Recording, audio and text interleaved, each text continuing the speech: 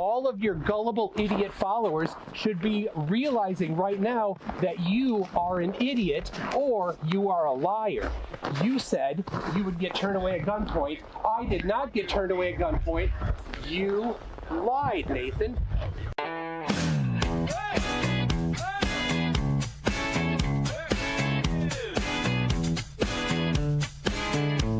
The sun is shining, he's alone, raging into his iPhone, screaming at the top of his lungs as a 24-hour sun. Oh, how we laughed in this fat land, at such a comical sight, to see the tune, the globe head goose spewing out his shite. Shouting! Where's the guns, Nathan? You promised that I'd see. I'm all alone here raging. Everyone loves and blame. Oh, where's the guns, Nathan? This is our secret place. Not come all this distance just for you to take the piss.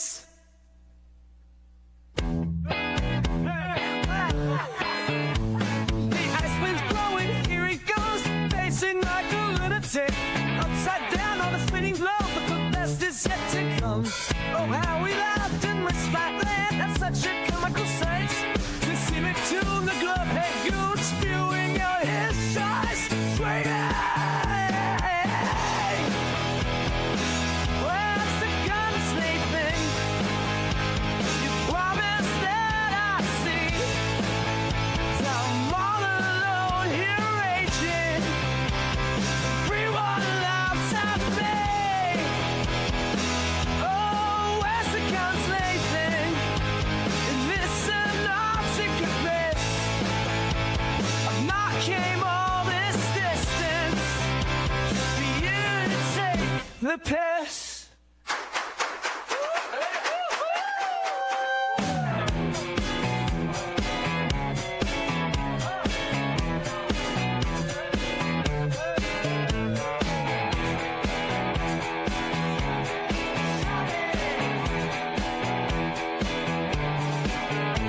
The sun is shining, he's alone, reaching into his iPhone, screaming at the top of his lungs as a 24-hour sun. Oh, how we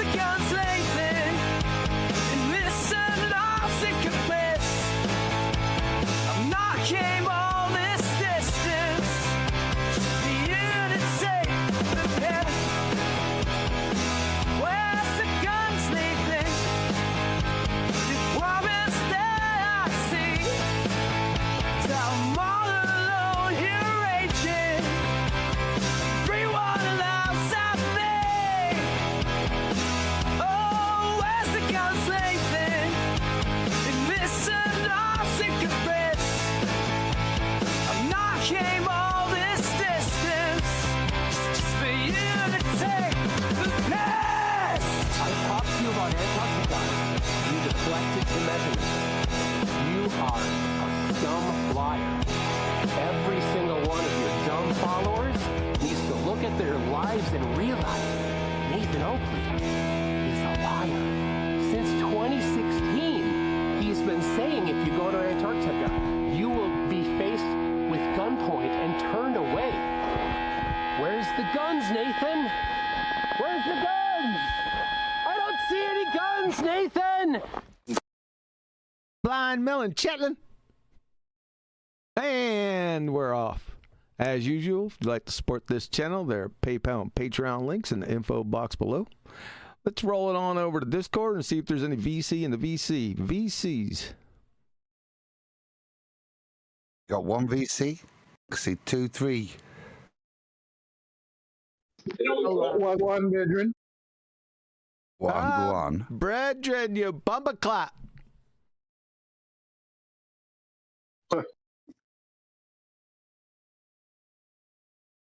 Got in here. All right, so I'll say good evening. good evening, sir. Good evening. Good Good evening. evening, everyone. Good evening. Good evening, sir. Good evening. Evening. Evening. Sound a little under the weather there, Flatsy. You got some storms headed your way, don't you? I'm not under the weather, but maybe there is. I don't know. There's some storms headed your way, girl. Some storms this way comes. Yeah, the storm this way comes for you. Yes, we're getting a little bit, but you're going to get a little bit more down there. I don't think it's... the last time I looked, I didn't check where you were at, but it's going... There's some nasty ones going to be in Mississippi, MISSISSIPPI, here in a little bit. But they're on their way to you. Good to know. It's good to know, isn't it? You're welcome. All right, let's get back over here. All right, this is going to be a little bit different, and I know you guys aren't used to this, YouTube land out there, and the panel. I have nothing planned. I did have something planned, and then, well, I didn't have anything planned. I was just going to roll with the changes, just let her budge, right? Have one of those shows, because we haven't had one of those in a while. And then somebody, Brian, offered a video, and I looked at it, and I said, you know what? I really don't feel like it. So we went back to the original plan of we're going to do absolutely nothing today. It's a show about nothing. Does that make my usual plan of trying to put you off your plan harder or easier? I'm gonna let her budge. See where we go. Like I said, I'd never liked to do this in the past. I'd always, scheduled, I was strict on, this is how it's going to go. I'm going to review this video, 1, 2, 3, ABC, and I was so structured because I have control issues, right? And through the years, I got away from that every now and again, and I would just let her budge, just let the panel take over and see where we went. Sometimes we went really off the rails. I guided it back a little bit, but I kind of like these episodes, and we haven't had one in a long time. I mean, it's been it's more than 6 months, that's for sure. So I thought it was about time to do that. We could just kick our shoes off and lean back, and people out there, I could look at the chat a little bit more. Not that I'm going to go back and forth with chat, but if they bring up any good topics that catch my eye, then we'll hit on those, and then we'll just let her budge, man. We'll roll with the punches. Got it? I'm up for a bit of gossip because I've missed so much. Okay. Weekend and few days, so yeah. I know crap's been going off because I've seen, yeah. Well, you're going to have to get the gossip. Skype's going for a start. Skype's going. Well, what's going to happen to Master B if Skype goes? Yeah, see, we haven't talked too much about that. Nathan just brought it up today. I heard it from Betty. Shout out to Betty. She's doing better. Her situation has improved somewhat, so shout out to Betty. I was talking to her the other day, and she said the same thing. And what are we going to do? They're just not going to do it anymore? Not going to do what? We're talking about Skype. Okay, so they're going to remove Skype? Yep. Why? Skype's going by the way of the dodo bird. I think Nathan said it was going to be Microsoft Teams. Is that what it is? No, don't everyone jump in all at once. Teams. That's what it's called, Microsoft Teams. So, yeah, Skype is falling. Yeah, Skype is falling. Skype is falling. Exactly, Animate. Buddy. Are they going to migrate everything, or are they just going to switch Skype off? Well, they'll give you an option to like kind of move your data somehow. I think I read like briefly about that. Remove my data. The only data I got is the bookmarks, so I'll have to download all the bookmarks that I got. I think it's over the next 3 months, Adam. I think we're good for now. So, but we got to get the book done.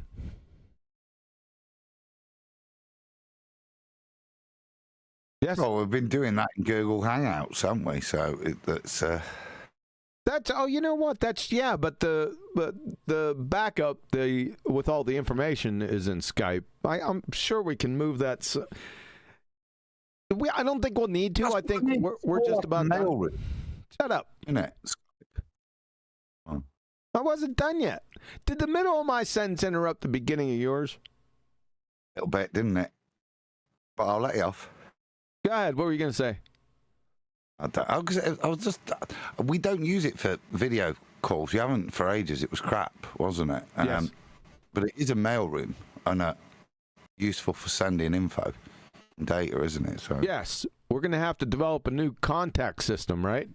Unless we're going to, like you said, are they going to shut it off? They just shut down? Or are we going to migrate? We're going to automatically migrate to Microsoft Teams. I don't know. We'll get more information on that, and then when we do, we'll put it out to everyone because it's kind of handy. I'm gonna miss it.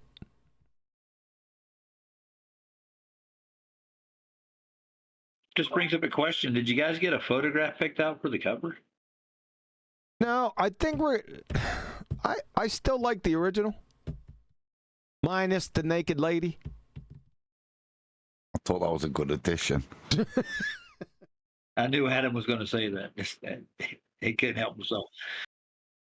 Yeah. She looks good there. First of all, you got to find her, and then realise there's nothing rude going on. She is naked, but everything's covered. Wasn't vulgar. It didn't respond fully to Nathan's request. Yeah, it's not vulgar, correct. It's just uncouth. Where is it? You know what? There's another option. We can get I'm sure someone is good at art. They could draw a couple of versions. See if we like those. They could, but I'm still leaning towards the first one. I like the first one. I know. I think Adam likes it too. So I loved it. I don't see why Nathan doesn't like it. Yep. Fonts. They're crap. See, I don't think it's that he doesn't like it. I think he's just looking for that creme de la creme, like something that really sticks out to him. He thinks it's decent. He just thinks that we could do better. And he says perhaps it's the font, but whatever. There's loads. The fonts and what needs to be changed on there, Prince Caspian and the likes. There's one thing. I'm with QE a little bit. All roads lead to flat Earth. I've put it up there, QE. I've tried to share it in case you wanted to. Where are you at? Unless you want me to just... Is it easier for me to forward it in Skype? Yeah, do it in Skype. I'll just forward it.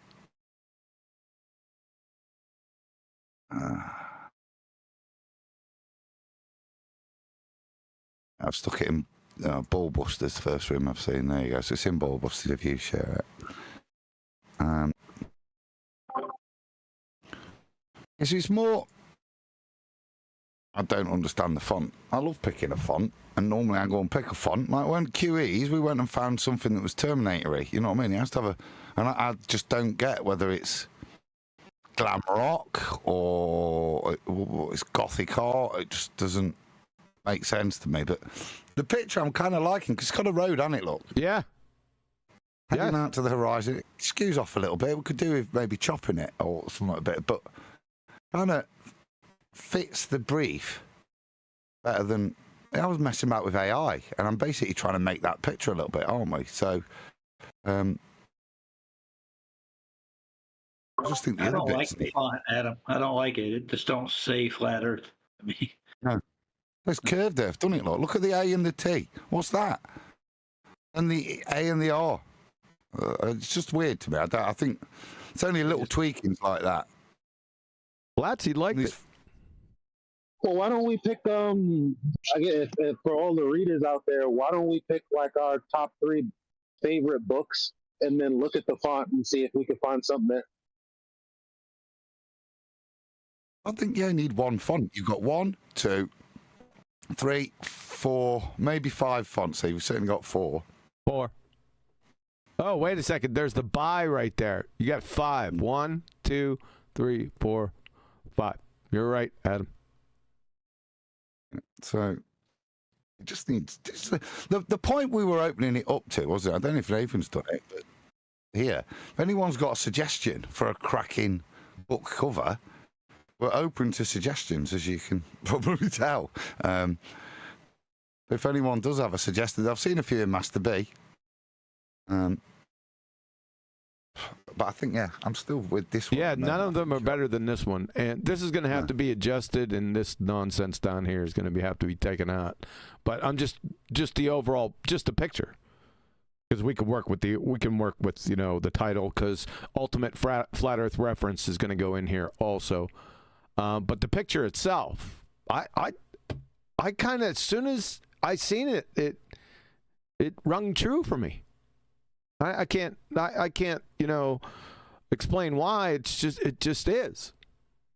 I'm fine with it. I like it because of the wave crashing on the road is awesome. I think where the crest right into it. That's the best part of that picture. Are you guys familiar with the 80s retro Horizon Sun pictures? No. That's what I figure would be. I could post it up. It's very well known, but it's like a kind of like Tron type of graphics, but it's like a flat horizon, and then it's like mountains in the background. They're all wired moons. That's what I picture when I see the book. Flat horizon. That's a bit redundant. Exactly. Well, if anyone has any ideas, it's going to have to be pretty darn good to overcome this. So, we'll see. If you have some ideas, get in contact with us. Jump in either if you're in Skype while it's still alive, or Discord. Pop them in there. Address them to me or Flatsy or one of the guys. We'll put it up. Have everyone take a look at it. We got a little bit of time until the book starts hitting the presses. So if you have any ideas, then rock on. Like I said, get in touch with us. I like it. What about sorry. Good. How are things, everyone? Hey, Kiwi. What about hey, Adam. Good to hear from you. What about maybe one of the images from the better some of the better high altitude balloons? No road. I said with those guys the other day, and the other reason I kind of still have a penchant for it is Morgold Lighthouse. The lighthouse played a big part in the early days with the Isle of Man, spotting that thing. Before we'd even identified that the horizon isn't the leading edge of a ball, back in the early days. So it has a historical little tug at my heartstring. It has pertinence, if you know what I mean, to Nathan's show. It was such a big part. What about a screenshot from one of BLMSB69's videos? With the rising way behind some platforms. Nah, we thought about that. I didn't like it. Okay, sorry. I didn't know that. It's Black Swan, though, isn't it? As soon as you see that, that's Black Swan, isn't it? Yeah.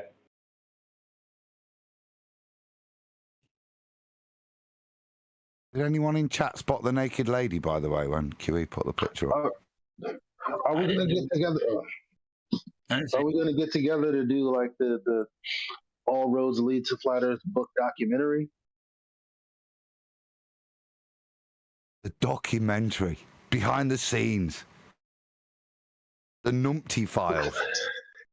Because why not? I mean, damn, that would be explosive.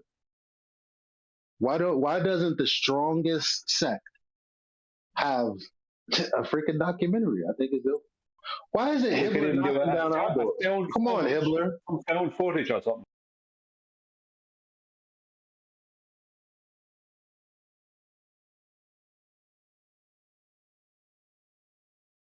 All right, no more comments on the cover of the book. We good? We solved that? We're keeping it? He wants to push Phil. It's QE's book, you know. Where is that Nathan at? Oh, he said he wasn't going to be here today. That's right. He had something pressing, I think. There is the naked lady. Oh my gosh. Where'd you look at? Where are you looking at it? There's that little platform. It looks like where the ladder is down to the water. There's a naked lady with her legs crossed. Where? Good grief, Adam. Where? The platform. Right I know where. Skype BALLBUSTERS where?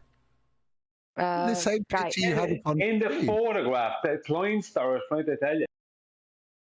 Did he send me that? I looked down there and it wasn't there. Hold on. Put it back up on screen for everybody to see. All right. It looks kind of like a fire. Like there's a fire over there. All right, hold on. Unless he changed the location. Little stinker. He probably did that. Oh, you friggin' punk, you. It's degenerate behavior. You know what? I see it now. Obvious. It was too obvious on the lighthouse. See, because what he did was he put her on the rail right here. So when I first pulled this up, I immediately checked it to make sure she wasn't there. And I really didn't look right there. Watch. Ready, folks? Right there. Yeah. Nice. Now that you say it, it's the first thing that pops out when you look at it. You little stinker, Adam. Flat Earth, where's Wally? Yeah, that's enough of that. I might have her popping up in other little bits of artwork we do in the book. yeah, I got to find it. Yeah, I'm sure you will. I'm going to have to watch out anything that you give me. I'm going to have to search. I'm going to have a friggin' program to search it. Yep. Yep. Bare naked ladies. Let's get rid of that. Okay, I do have something personal we want to get into unless you want to go somewhere else. I think it's appropriate time.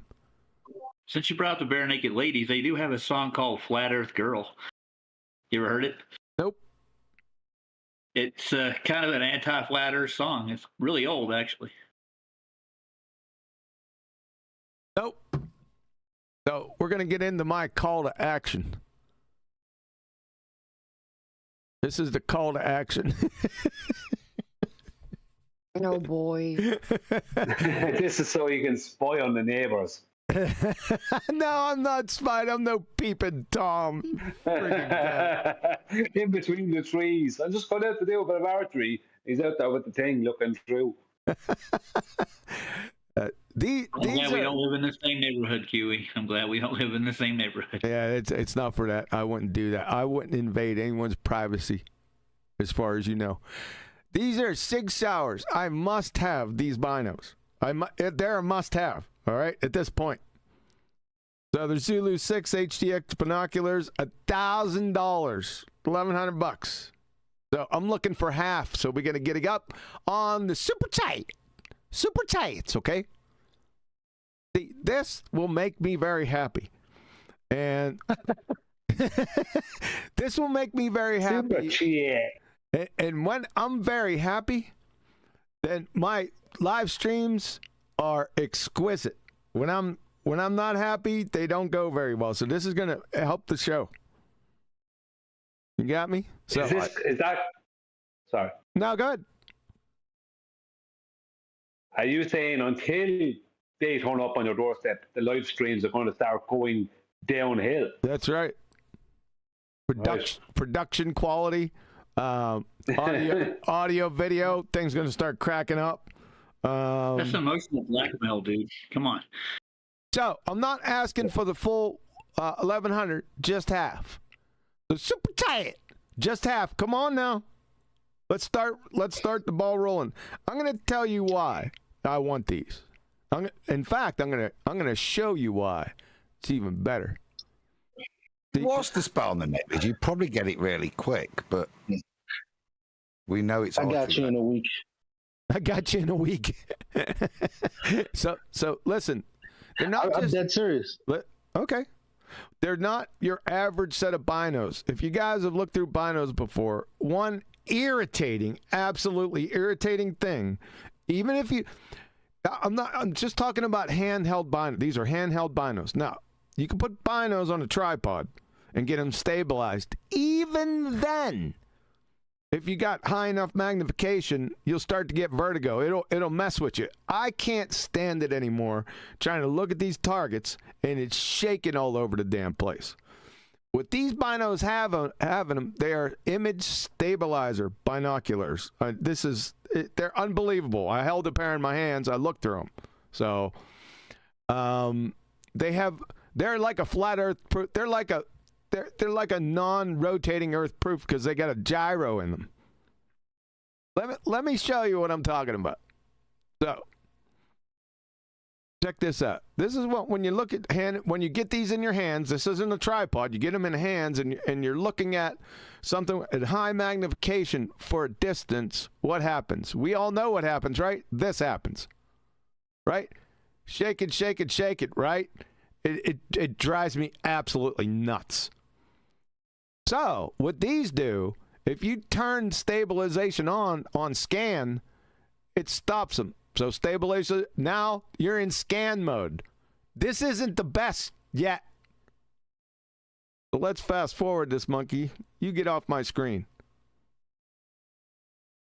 Okay, so what you do, turn it on, then turn it off, then turn it on. You see that little amber light comes on. So no stabilization. Now scan mode is on. Wait till he hits target mode. Target mode. It stops. In your hands. I'm telling you, I was at a bow shop about a month ago and they had a pair of these sitting out on the counter and I said, what's this? He said, image stabilized binos. I said, what? He goes, go ahead. Take them outside. There's a big sign out there. Go out there and turn them off or turn them on, turn them off, turn them on again. Look at that sign. I took them. I couldn't believe it. I was purposely shaking and it wouldn't, that sign wouldn't move. I was beside myself. I said, please, Lord, what? And I went back in. I said, how much are they? And that's where problems started. Yeah, that's what the gyro is for. The gyro is it. That's why they did we get a super chat? Hold on. Yes. Booger said it about 3 times. I'm keen. Steven. No, hold on. Say it again, Booger. Hold on. Gotta go to him. One more time, bro.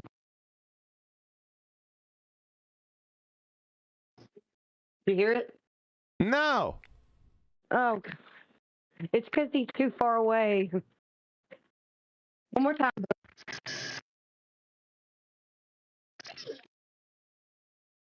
I don't know. You're getting on there. Your mic is crap today, Flatsy. It's not. I'd had to go out of range to go to him because he's on the potty. So Stephen Davies sent, let me be the first then. Hi to you, QE, and all the panel, and to Booker. Thanks, Stephen. Appreciate it, man. Hey, Steve. All right, here we go again. So Quiet. we're not done yet. I just want to check something. What's the claim here? You've got a pair of binoculars that will hold themselves rigid in free space. Yeah. What are you saying? There's a gyro and it holds it. What did that feel like then? Is it hold? Because obviously they don't levitate there. What's it do? Does it? It talk to me. Hey, listen, I don't know completely all the tech into it. I just know that there's a gyro in there that stabilizes the image itself. Are they USB? That is the most beautiful thing I've ever seen. And I immediately regretted saying I got you in a week because I would have started saving up for a pair myself. I'm telling you, it's a game changer, dude. Watch this. So stabilization's off. You know, that's what you get. Shaking. Now he puts it on scan mode, and it's better, but not like Target. He's holding them in his hand at a serious distance. You guys know, if you ever held a pair of binos with large magnification at distance, good night. I mean, it's just going to piss you off. Yeah. But if you need the binoculars to see the target, then how are you going to hit the target when you don't have the binoculars? Yeah, see, that's the trick, right? See, I need to see those scoring rings. Now, if I can see the scoring rings and I get a bead on where it is, I don't need to see it. You know what I'm saying? When I'm shooting, I know where it is. Or in the general vicinity, I'll be a lot closer. Follow? The force. And once he's seen it, he can use the force to guide the arrow. Yes. What's the magnification normally? 16. They're 16 by 42s.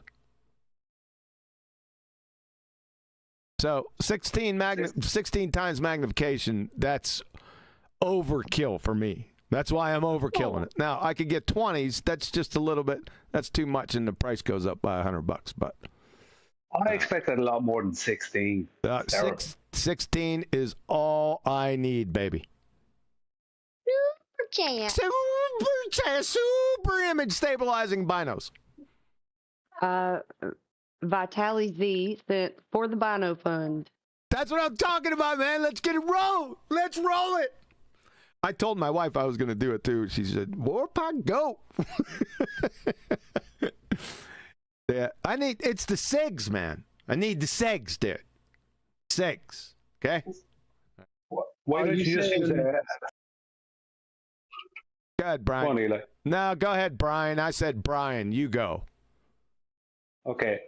Why don't you just use a phone? Because that has image stabilization. I think you can zoom in with a good phone. Get the hell out of here, dude. One of the Samsung 20s or whatever. Has a boy 100 zoom. No. And probably a good pixelation. No. They ain't on level ease, brother. SIGs. Well, they're only by 16, so. My phone is probably better, if I'm being honest. No, it's not. I think about it. It probably is. It's not. No, it definitely is. It's definitely not. It's not as pretty, and it, you know. It's not as pretty. They're one of those things that were around you. Like, you don't need to. Like, how does the gyro stay powered? Like, what's going on? If you have a little. Yeah, there's a. How are you doing? Shut up. You ask a question, then shut the hell up. There's a AA battery you put in there. It lasts for like 48 10 minutes. 40. No, it doesn't take that much from the battery power. It lasts weeks. So we're good there. Power. I like that. If you're not using it. Weeks if you're not using it. Well, 10 minutes if you are. You don't keep the stabilizing power on at all times. You turn them off when you're not using them. You turn them off.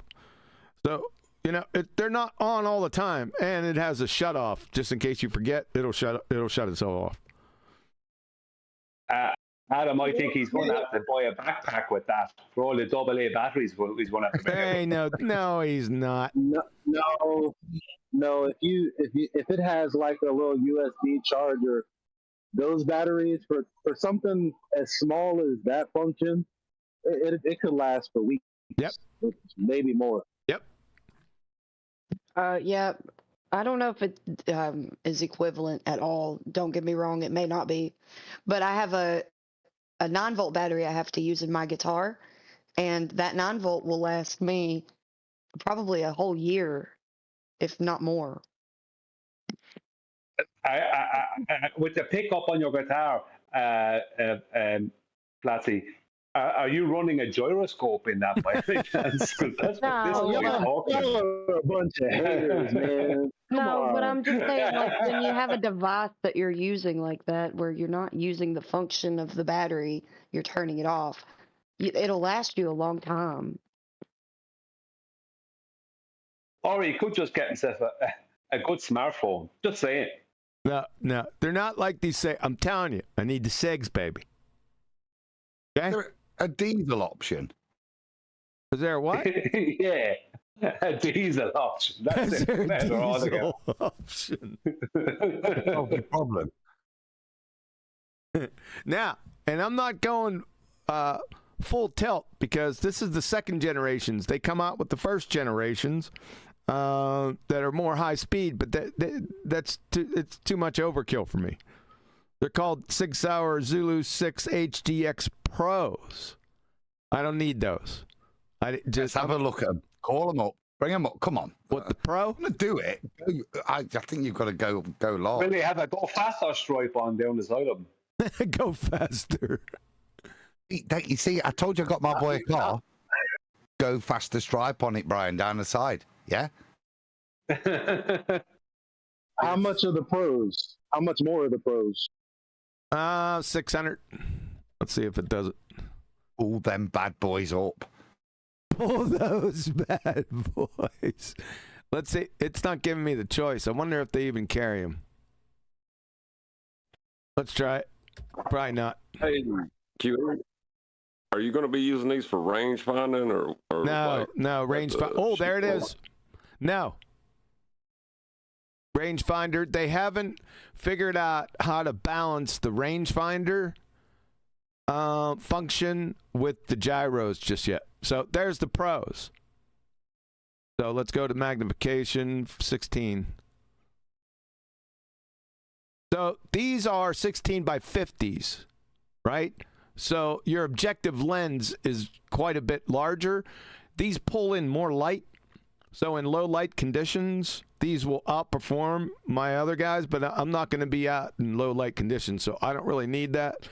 These take 2 batteries, 1 on each side. There's a lot of other functions too. It's got a little bit better glass in them, and that's why the price is kicked up. So these are current, first or third generation. I'm going for the second generation.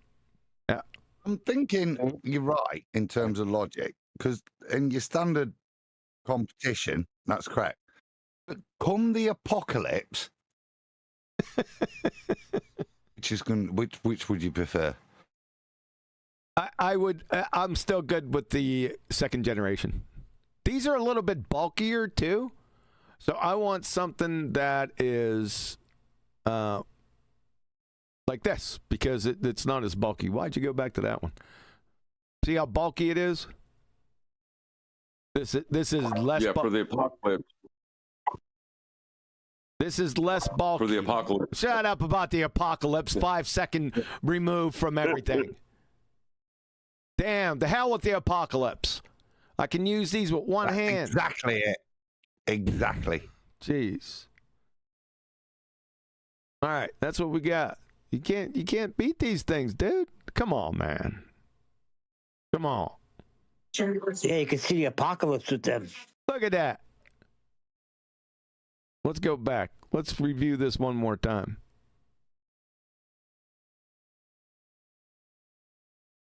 Yeah. See that? That's enough to piss me off. Right? It's like, why am I even using binos, right? With that shaky shit. Forget that. Right. That's scan. That's just scan mode. Right? They got two modes on this one, scan and target. Even the scan mode. Wow.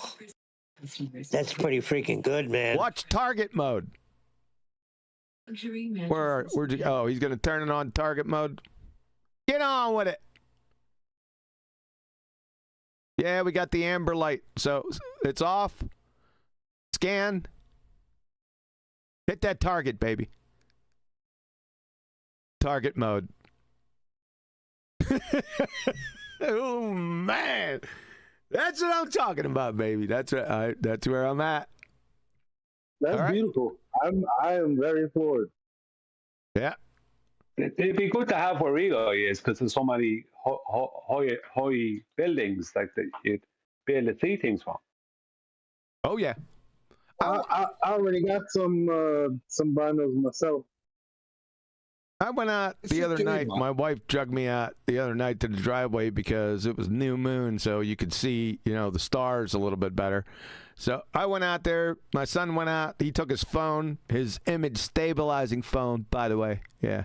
And I took my binos out. We went out there, and I'm trying to look at I'm trying to hold these binos up and look at these stars. You can't see them because they're shaking. Now, if I went out there with the SIGs, I'd have that's the game, man. It's the standard now. All right, the standard has been established. Set. All right, we can move on. I got one bit before we do. Oh, I didn't even have that over there. Hold on a second, Adam. I didn't have that over on the screen. I just had that up there for you guys. So let's do it all over again, folks. Here we go. So, go on, Adam. Look at no tripod. Shut up. No tripod in scan mode. Stabilization. Shut. What? Like Nathan with his microphone. And this is more important than microphone. Yeah. Good girl, Flatsy. The client star has spoken. I think it's probably important to explain why it's more important. See, Nathan's stuff only improves the quality of the show, right? What QE's pointing out to you is, forget the show. This improves the quality of the host. Exactly. More important. Oh, boy. All right, we're going to target mode. You see that amber? The stabilization off. Now scan mode. Not amber yet. Now you flick it on amber to target mode. Target mode, baby. That's all. That's me. That's me right there. That's just me. These seem like something that fellas just want to have because it's another thing to be having and have special. It's like they're not just binoculars; they're special kind of binoculars. Listen. Let me tell you something. Yeah, shut up. Let me tell you something. I need an edge. All right, because I'm out here. I picked up my first bow at 58 years old. I'm out here shooting against people, rednecks, that have been shooting since they were 3. They can shoot backwards, sideways, right? I need an edge. And this is it. Come on. That's not. Now, if that was me saying that, I'd need an edge. What are your military honors in? What are your specialties? What? What? Yeah, it's not as if you've never seen a target before.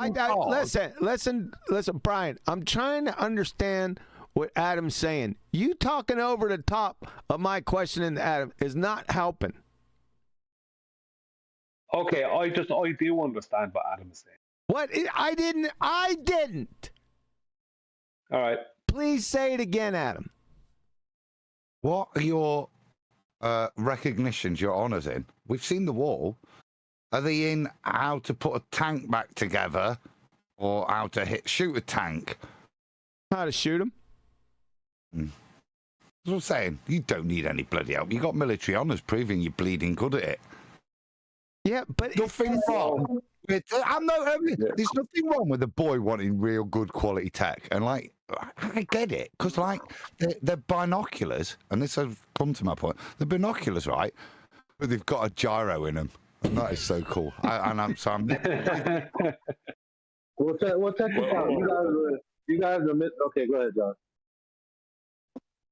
I was just gonna say, shooting a bow and shooting a gun are completely different animals. True. Firing a bow is a lot harder in some ways than shooting a gun. In all ways, not some, all. Well, you guys are missing the potential of this thing, okay?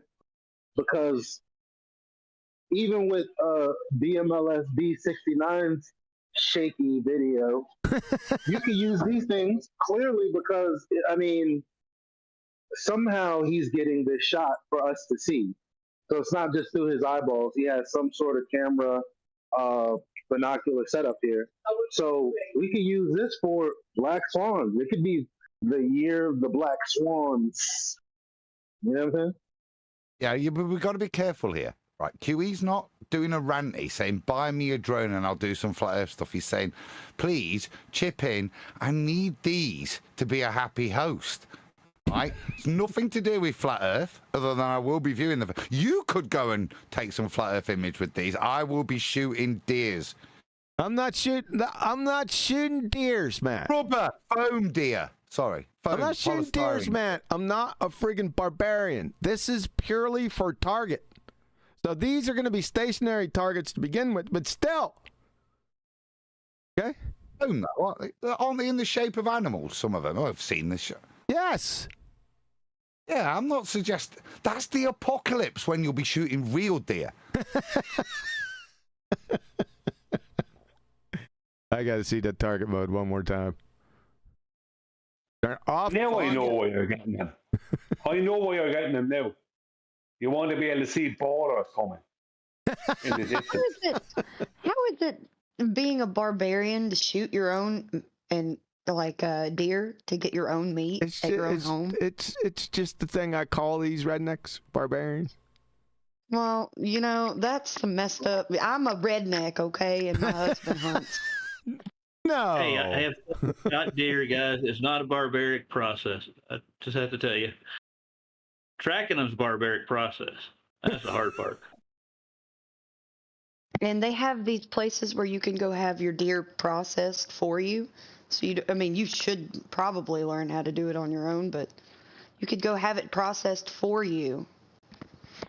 Come on, people. It's called dressing down. You dress down an elk or a deer. That's the way it's terminated. All right. So you got to admit these binos. Most people have looked through binos at distance, and it shakes all over the damn place, right? He's holding them in his hands and getting this. I mean, come on, let's go. All right, that's enough for that. All right, next topic. It's not. I've got one more point, and I want to ask Brian. Brian, have you ever caught binoculars, binos in your life? No, because it just seems, I don't know, binos. Hang on, I just get the binos. You have to add in the word dude with it, don't you? Just send in the binos, dude. Do you know what I mean? It's just, I don't know. That's what they're called. No one says, please hand me the binoculars. Bro.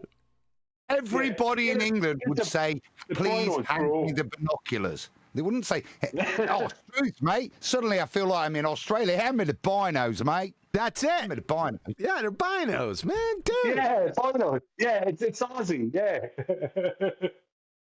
All right, too funny. That bro in there. Hand me the binos, bro.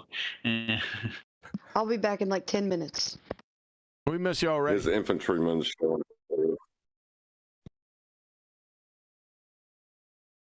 Go ahead. I just said your infantryman was showing through with the binos. People on the title. Really? It's common vernacular. That was my point. You all used it. You went binos, binos. Look, down here. It's common vernacular. Look, binos. That's what I said. But I've never heard it. And used. I obviously could figure it out. It didn't take me long to understand when you were going binos. You need to figure out whilst we were watching a program about binoculars that was the same thing. I've never heard it used. That's why it struck me. Yeah. I don't know why you're not getting a set of binos that help you to judge the angular size of the object. I'm not, because I already have the distance. I already got a rangefinder. Bro, you don't need to get a set of binos. So, you can just use a tello. Yeah, just a tello. Yeah, just a tello. Or a Canon. Now, they do have binos and rangefinders combined. They do, but there's no combination yet. There's a couple hurdles they have to overcome to get the rangefinder. But you don't need that. Jesus, Brian. Really? You need a rangefinder with a bow. There's no way you could shoot the bow with a rangefinder. Well, there's a lot of competitions. There's different classes. There's known distance and unknown. Now, there's archers out there that shoot the unknown class where they have to guess the ranges. I don't need that. I don't really care about those guys. But I don't play in that area. I play, you range the target and you get the range. Follow? Yeah. But my point being is that that's kind of cheating. If you only use the binos, you'd have a little what you call it at the side of it there, like you have on theodolites. It helps you to on the screen, the little markings to help you determine the angular size. Yeah. Then you have to figure out the distance in your head. Yeah, listen, this is archery, not figuring out distances, okay? Well, I would think that, for me, I'd want that to be part of it. Because that, you know what I mean? I'd want that to be part of it. Right, isn't it? Yeah. Angular size at distance, yeah.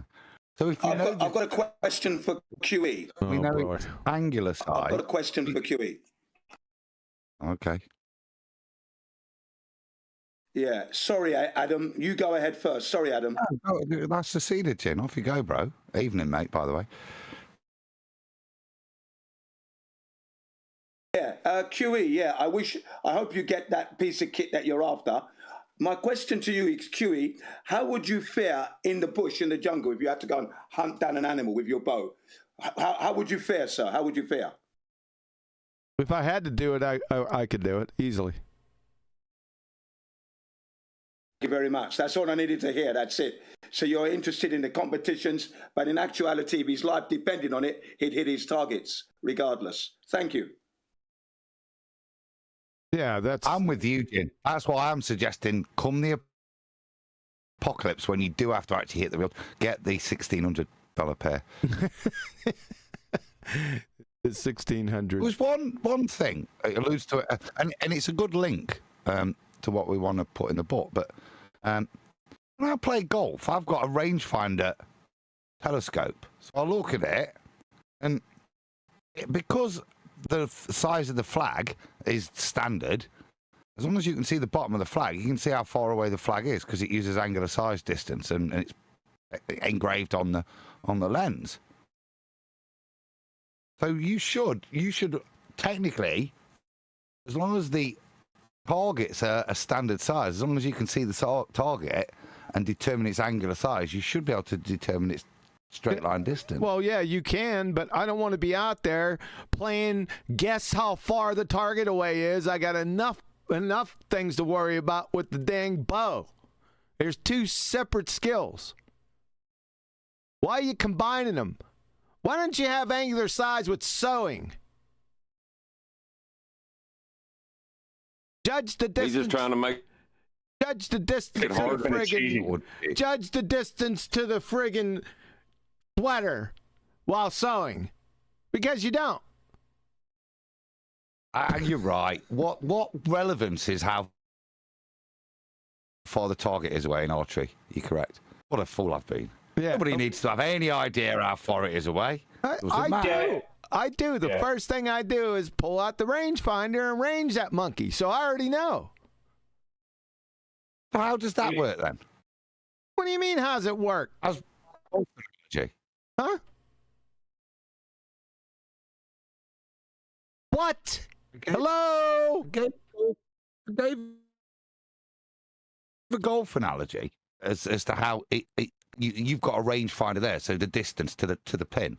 It's actually engraved on the lens. Yeah, because the known height of all the flag is that. So as long as you can get to the button. Yeah, mine doesn't do that. Mine bounces light off it. Oh my, that's proper Terminator. Is it green or red? Yeah. It's like a laser. Yeah. Yeah, it's high speed. Even though I lost the button to it, I have to send that monkey back, get a new button on it. But it's still, I just got to dig my finger in there far enough to hit the on button. High speed, like the speed of light. The two-way speed of light, you'll notice. It's got to go there and back. Yep. Back, Brian. Yeah, and that is what you would expect of QE, to have such a piece of equipment, or want it. Yes. Because when you're ex-military, that's what you want. You want to be just precise, and if it's there, let's use it. Exactly. Let's, and that's what it's all about. You got it. You tell him, Jed. Well, I thought. Sorry. You thought what? It's like a superhero of binoculars. That's what you want. It's superhero binoculars, yes. I think it'd be better. What? Go on, John. I was just gonna say, once they get the gyro and the rangefinder combined, that'll be pretty high speed, because you'll be getting it down like exact distances then. You know? It's a few years away, and yeah, I'm not gonna wait for that.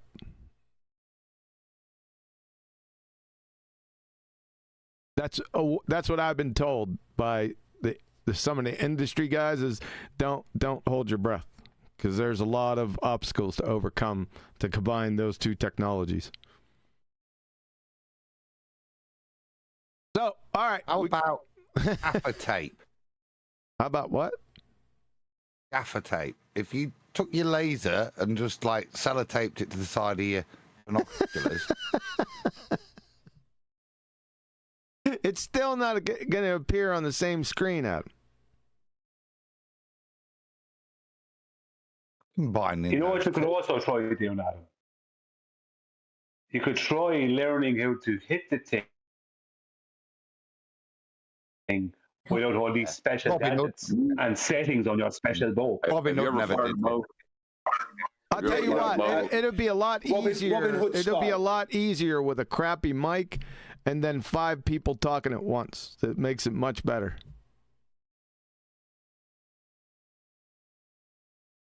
Might want to try that. My God. Say it again, Brian.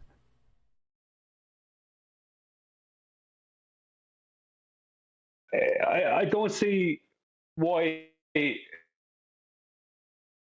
I mean, I think it would be better like just to use your eyes and just have an actual bow, not one of these fancy bows, a real one, and try and actually hit the target. As opposed, like you're actually out doing archery, as opposed to, gadgets and settings. What the hell are you on about? And Bluetooth and all this other stuff you have in archery, in your calling archery. It's 2025, dude. Yeah. Why don't I just take why don't I just take a slingshot?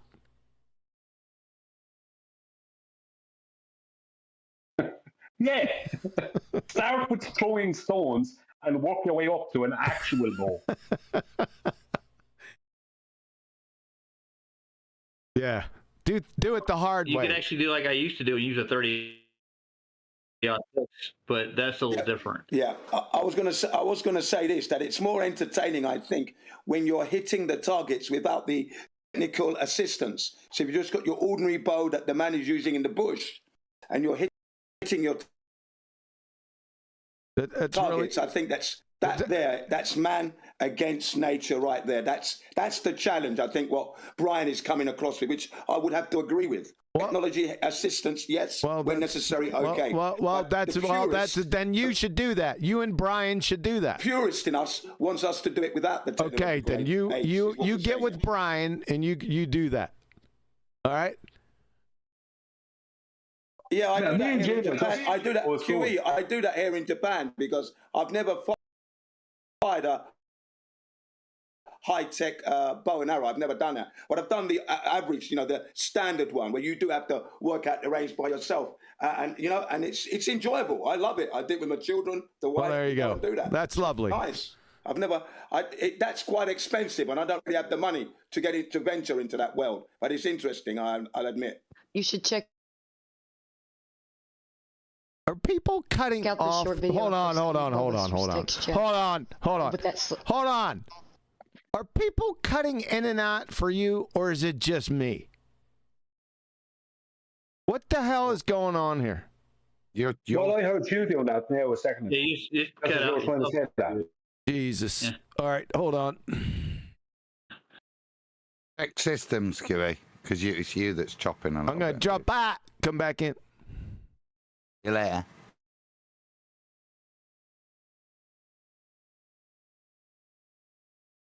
All right, YouTube, it's just me and you now. Now I got to go back in here. What happens when everything falls apart? Just a Will sec, you guys. be still able to use the bows? I grew up in Britain. I grew up in Britain, Brian. Brian, I grew up in Britain. Jane, Brian. You follow the Sherlock Holmes. The Robin Hood method. Jane, Robin Hood style. Jane. Yes. Yeah. Jane, running the show. QE's back. Let's just get QE back in and then make sure we're streaming. Because QE, you back? Radio check 1 2 1 2. You here? yeah, we got you. Off you go. I'll check YouTube. Yeah, we should be good to go now. I dropped that, came back in. We should be good. Yeah, we're all good. Maybe it's the going live, the screen going live. Give me another radio check 1 2 1 2 1 2. Go ahead, Adam.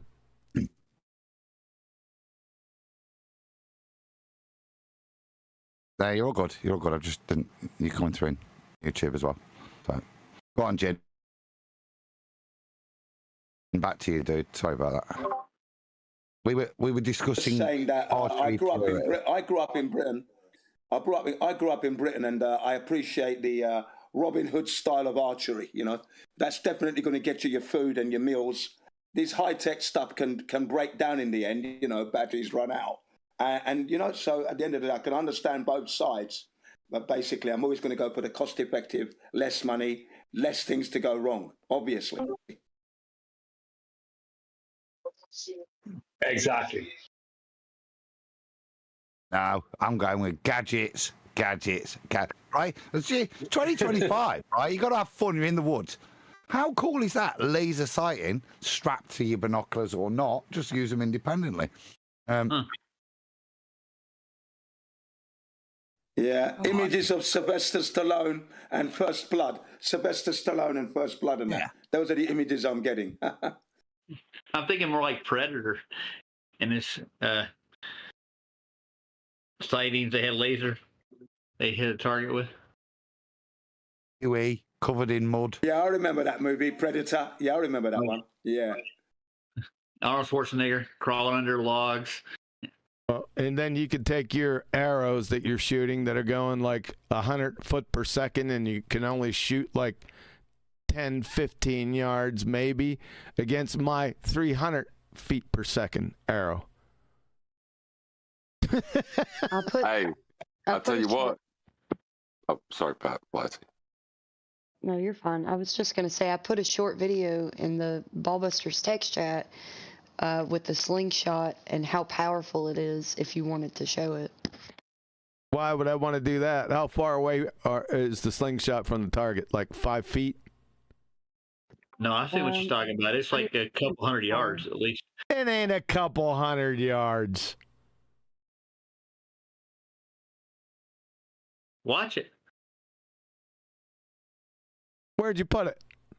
BALLBUSTERS? You're gonna have to scroll down. Actually, no. Hold on. Yeah, it's in. Yeah, there it is.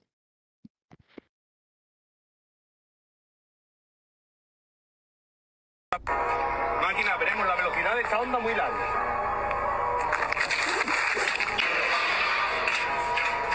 That's not a couple hundred yards, dude. Come on. You blind? Ain't the same video I saw. Prove it. Where is it? There's another pair of binoculars in there. Somebody's got shopping around for you, Kiwi. Binos, sorry. All right. We can move on from the binos and the bow shooting and stuff. Let's go now. There's a call to action out there. There was, weren't there? Yeah. And with the rangefinder and what I was saying, there was a link, tenuous as it was. Should we? You're chopping. Just read You're what chopping. you posted to it as a postulation. You're chopping for me again. I'm gonna have to take this off. Hold on a second. Not for me, he's not. Yeah, he's chopping for me. Let me stop the screen share. Discord needs to fix this screen share. Stop streaming. All right, Adam, give me a full sentence.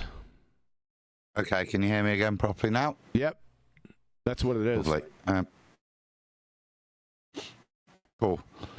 Or maybe I'll just go ahead. What I said was, should I just read what you sent to us?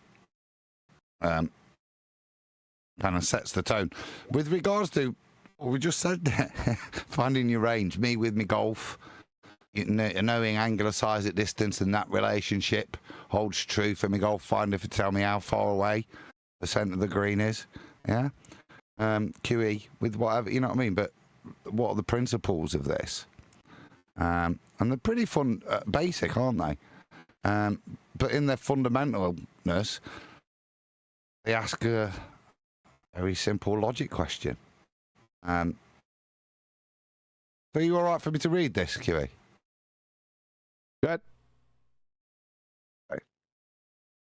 I've gotten many requests from Brian's perspective argument to be included in the book. Does perspective absolutely exist on a globetrot? They have to say yes, e.g., angular size change with regards to distance. On a globetrot with radius of 39595 miles, with your eye at the waterline, a 6-foot high boat will disappear from view at 3 miles due to the Earth's curvature. Conversely, on a flat plane, with the eye at the waterline, a 6-foot high boat will disappear from view at 3 miles due to the boat reaching the angular resolution limit of the human eye, that being at 0.02 degrees. Uh-oh, looks like we've got a dumb fudge rooster in the hen house. So which one is causing the boat to disappear from view at 3 miles? We have 3 choices, right? The combination of perspective and Earth curvature, or number 3, perspective. Using simple logic, if we rule out number 1, the combination of perspective and Earth curvature, whilst knowing the absolute certainty that perspective exists, we can rule out number 2, Earth curvature. If Earth curvature and perspective were both at play, the 6-foot tall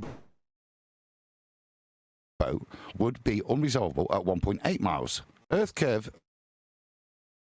would remove the bottom 2.16 by the remaining 3.84 feet of the boat.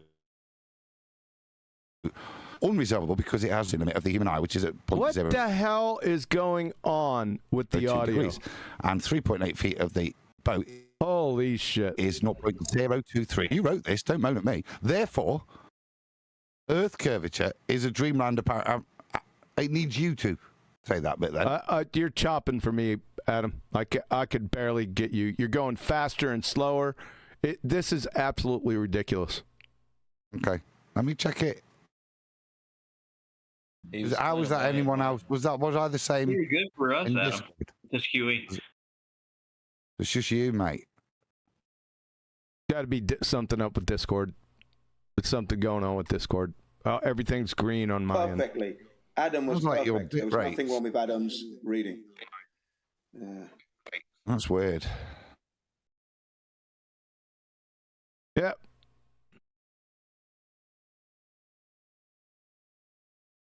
I put another slingshot. Yeah, that's all. Video in there's a lot further if you want it in the test chat. It's all busted up too. This is all breaking up for me. So this isn't going to last all that long. Those pesky green. Especially when people have crap ass mics on it too. It's not helping matters. Jen.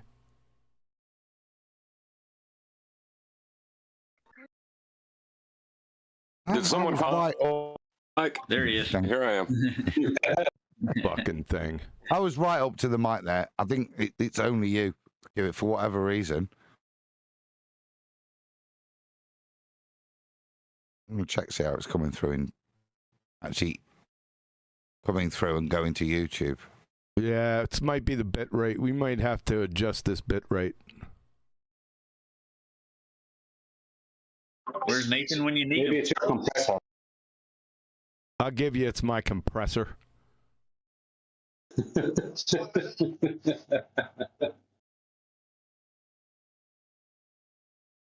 Let me see if I can't work a little magic here.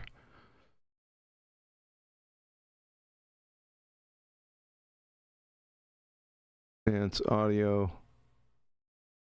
That's not it. Output.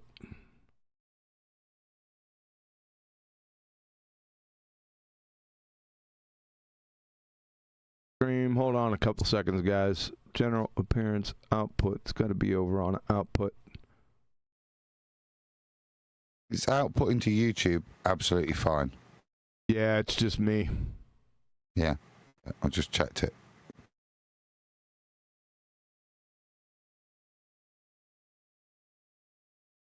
$3,500. Do I want to kick this up?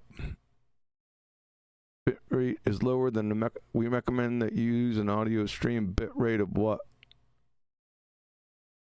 Did I open the widget here? I've never done that before.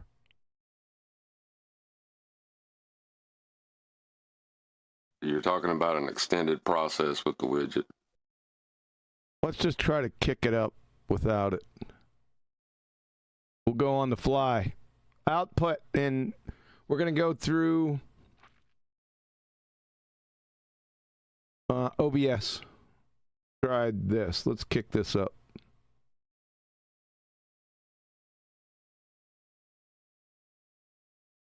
$3,900.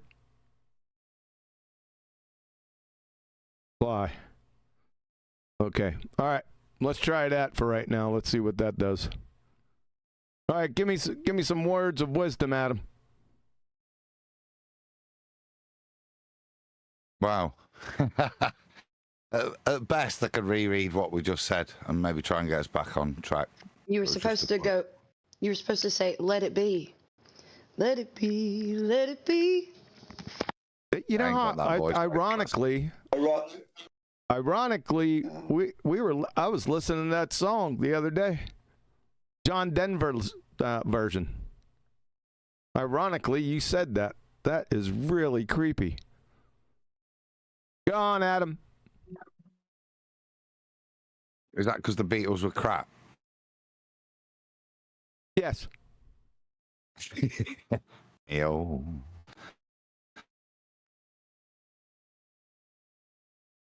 Are we back in the game then? Go ahead, try it. You hear? Yeah? Try it. Try what? Reading the whole bloody thing again? That everybody else heard perfectly well. That you wrote. So there's no need for me to have to remind you of what you wrote. Yeah, so this Surely we're up is to date. So this is Brian's argument. I told Brian, because I liked it so much, because originally it was mine. Because I identified it back in the day with Ranty's photos. Remember that? Were you there, Adam, that day? Yeah, I'd been working with Ranty for quite a while and pointing that point out to him before you pointed it out. Oh, give me a break. I remember mentioning it to Adam years before that. Once that's Oh my gosh. He was drunk in a pub in Dundalk and we never even met. Yeah, but anyway, back in the day in 2017, and probably some of you guys had already recognized it, but I was the one that said, those sons of bitches, they hijacked perspective and called it Earth curve. You guys never said that. I did. Yes? I mean, I don't know what posthumous recognition you want, but you can have it. Yes. So anyway, this is connected to what Adam just read out that everyone in YouTube heard except me.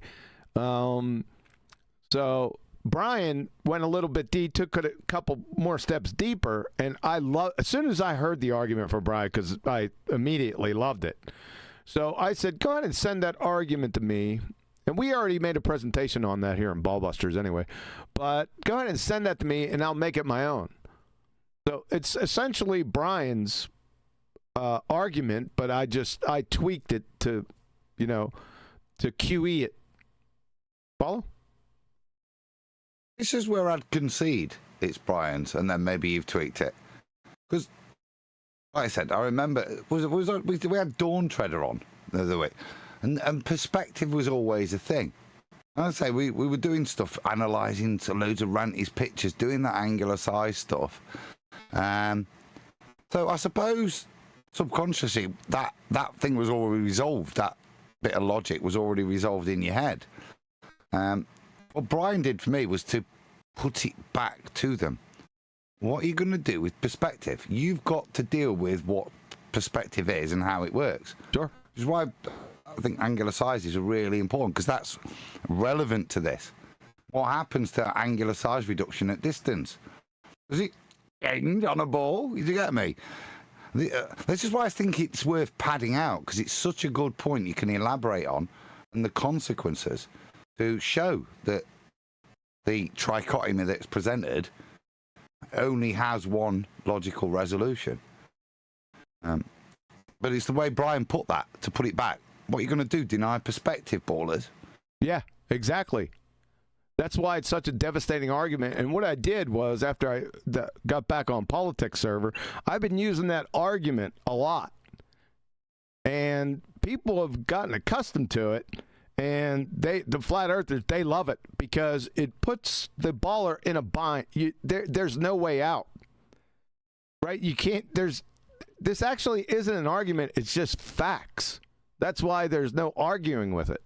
You follow where I'm going with this? So, yeah, exactly. Go ahead. I just said exactly. Sorry, just saying. Yeah. Kind of a confirmation on what both just said. So. I know Adam read it out, but it was choppy for me. I'll go ahead and do it myself. So this is the facts / argument. What you do is when you get a baller in your vicinity and they start talking about boats over the horizon or anything, they don't even have to start talking about that. I just bring it out. I said, ignorant baltard, does perspective absolutely exist on your globetard? Now, they have to say yes. Because one of the main attributes of perspective is angular size change with distance. Now, terrestrially, everyone knows this is the case. It's a well, duh, right? So they have to agree that perspective absolutely exists. And then you hit them with, on a globetard with a radius of 3959 miles, with your eye at the waterline, a 6-foot-high boat will disappear from view at 3 miles due to Earth's curvature. They have to agree with that because that's the fairy tale religion. You go to any Earth curve calculator, you punch in 0 for your height and 6 foot. It's going to give you 3 miles, right? Distance, the target hidden height, right? Just punch it into any Earth curve calculator. It's going to do it. So conversely, here's the rub. On a flat plane with your eye at the waterline, a 6-foot-high boat, same scenario, will disappear from view at 3 miles, again, same scenario, due to the boat reaching the angular resolution limit of the human eye at 0.02 degrees.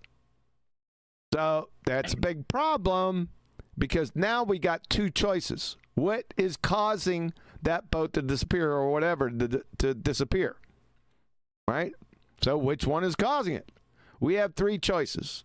Number 1, it's a combination of perspective and Earth curvature. Number 2, it's just Earth curvature. And number 3, just perspective. So using simple logic, if we can rule out number 1, the combination of perspective and Earth curvature, whilst knowing with absolute certainty that perspective exists, we can rule out number 2, Earth curvature. So, if Earth curvature and perspective were both at play, the 6-foot-tall boat would be unresolvable at 1.8 miles. Why?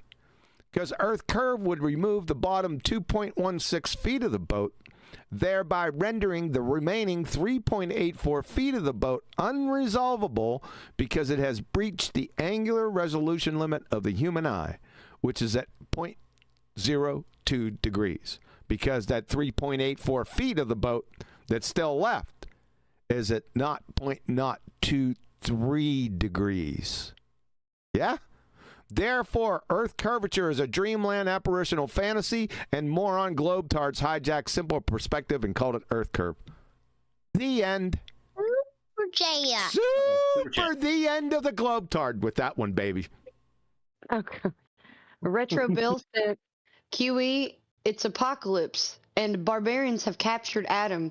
Can you assure him that you'd make the shot that snaps the hangman's rope and sets him free? Yes, I can.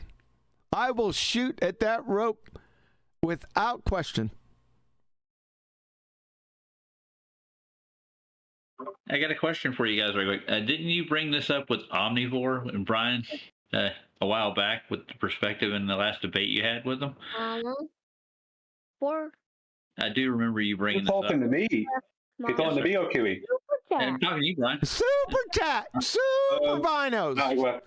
Super binos. The Adam Meekin sent, only if we can get him those binos at Retro Bill. Look at him.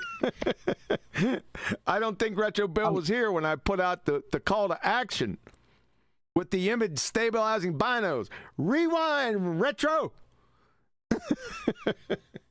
He's triggered me. I didn't feel the need to super chat until he pointed out that possibly come the apocalypse, my life could depend on it. Yeah. Thank you for that heads up, Retro.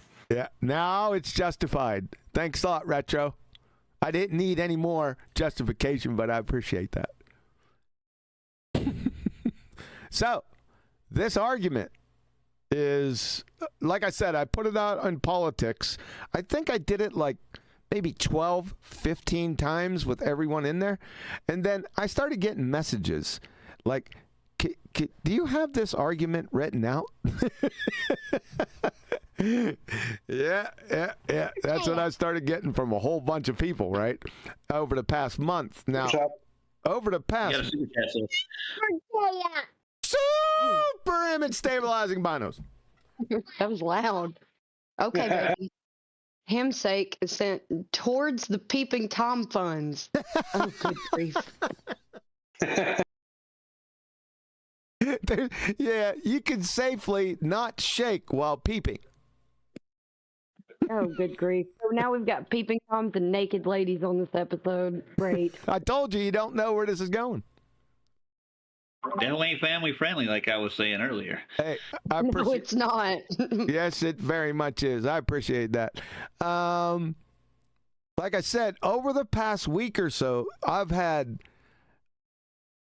at least 8 people say, hey, that perspective argument, can I have that? And I said, sure. I was one of them. Yeah. Well, 9, including Flatsy. Yeah, so people, and then they start requesting it. Is this going to be in the book? And that's when I said, I don't remember putting this in the book. But I'm going to put it out to the folks because I really do believe that this should be in the book, without a doubt. Right? It sounds like it. I would like to see that. Super image stabilizing bino fun. Oh, this one, this is from Sensual Goat. He is correctly saying refraction. Who's correctly saying refraction? Your super chat, Sensual Goat, refraction with the binos. Oh, correct. There is definitely refraction. Yes, sir. You got it. Thank you. Appreciate it. Hey, QE, do you have that argument typed out already? Yeah. Math and all? Yeah, duh. Put it in the chat. I'll grab it. I'd like to have that. That'd be nice. You can grab it out the book. Oh, man. Just easy. No, you can have it by the end. Okay.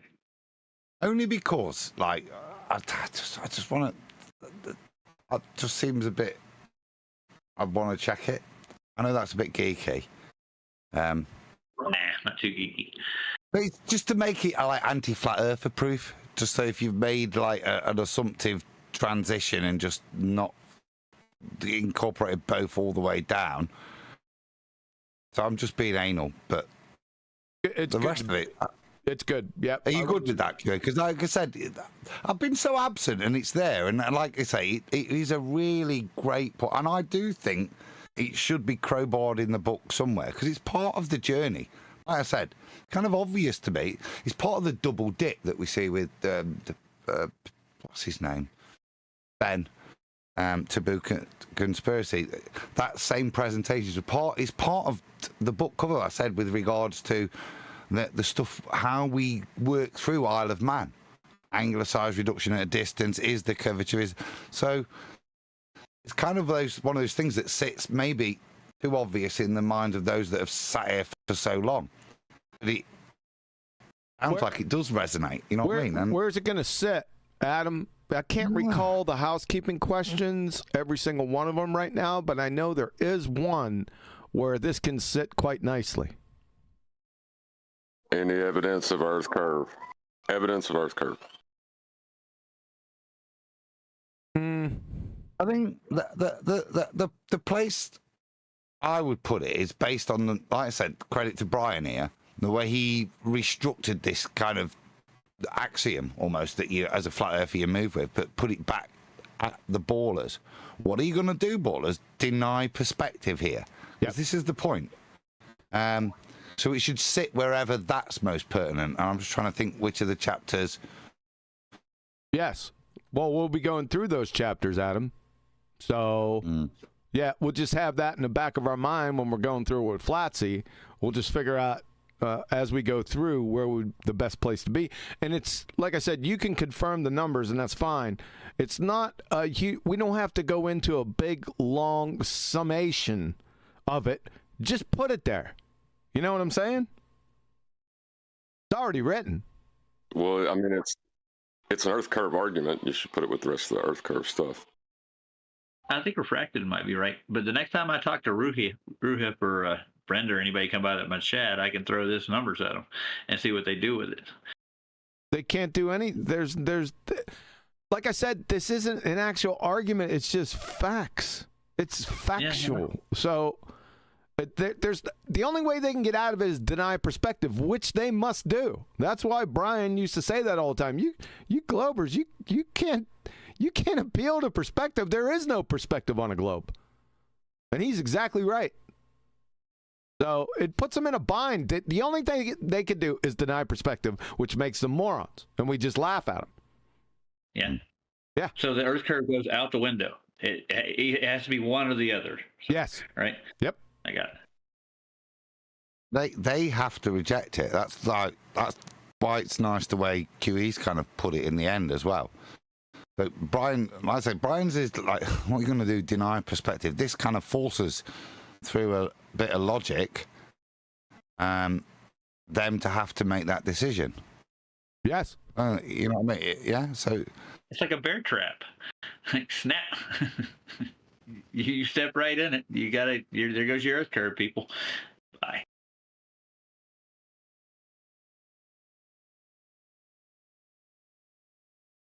Looks like JK sent me a book cover.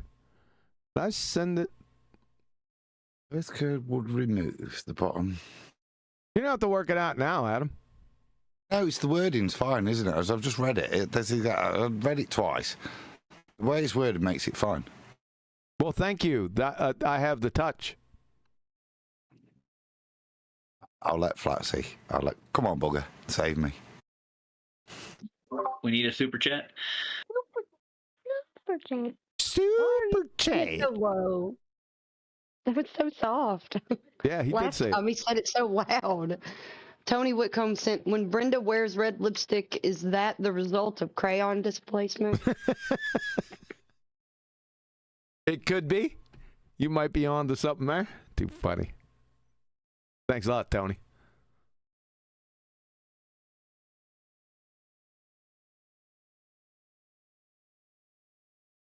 Yeah, like I said, it got everyone in politics. Every time I bring it out, there's absolute silence afterwards. because there's not too much a baller can do after that. It's over. You can add more to it. You can actually complete it even better, but it does make it more complicated. But as it is good. I made it more of elimination. I made it more concise. I don't know. You made it your own. I mean, I'm not complaining. I'm glad about it. Hell no. Why would you complain? Stole my damn argument to begin with. Go from today. 2 years ago, he came up with the idea. That's when Nathan started to say they've hijacked perspective in his Earth curve calculator. Perspective hijacking Earth curve calculator. That's where he got that from. So that's in the book, right? You haven't been listening, have you? No, I've been watching every one of these. So I've been busy. No, just for the past 30 minutes. I didn't know that was actually in the book or not. That's what we did. People were telling me that should be in the book. That's our whole discussion. So after I thought about it for about 3 seconds, I said, you were right. So what I did was I went ahead and put it in book review for everyone to review it. And I said, a lot of people have been suggesting that Brian's argument be in the book because I can't remember putting it in there. And I don't think it is. I think it should be in there. Yes, definitely. I do. Yeah. I do too. And it will be. I'll guarantee it. So. Got to check with the boss. Let's just get to Flatsy and then.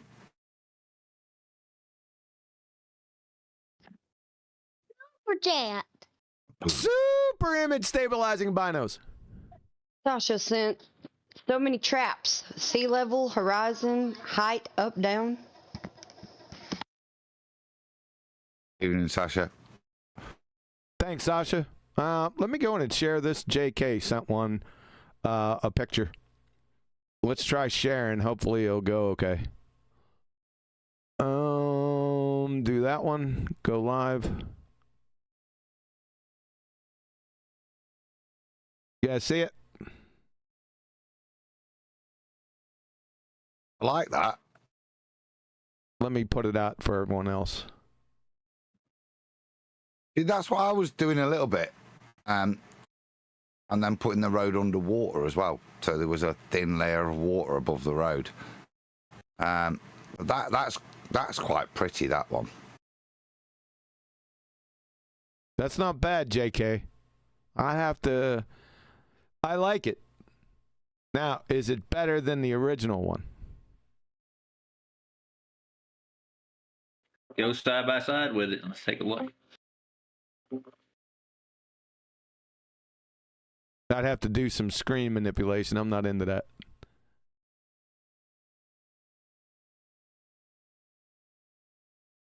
So just take it in. That's fantastic. That's got a bunch of niceness. Let's go ahead and open that up. Let's go ahead and I'll copy that. And where would you put the naked lady at? Yeah, that's what Adam was thinking. That's and you say this is another reason why you're going to need the binos to analyze the images I send you, QE. She'll be in there from this point on. She better not be, Adam. Super image stabilizing binos. Tony Whitcomb sent a shout out Divergent Droid. He wants his brain cells back for his comment in chat in joke. I guess inside joke. That's too deep. Too deep, Tony. All right. I went ahead and put that in the book review. Thanks, Tony. I went and put that in the book review. Thanks.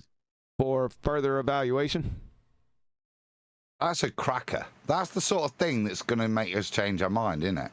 So for anything like along those lines, I like that. That's really cool. I knew you would. As soon as I seen it, I liked it. It's about incorporating components of our message, isn't it?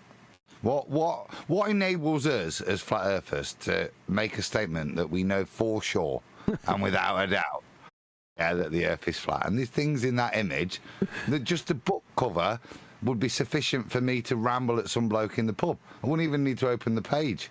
Yeah? I could use that image. So many trigger points. I like it. With perspective being the key one, which is on topic for tonight. Look at that. Meeting at the horizon, and there's the sun. Setting at the horizon. JK, you forgot to put in right beneath it in lowercase letters the ultimate flat Earth reference.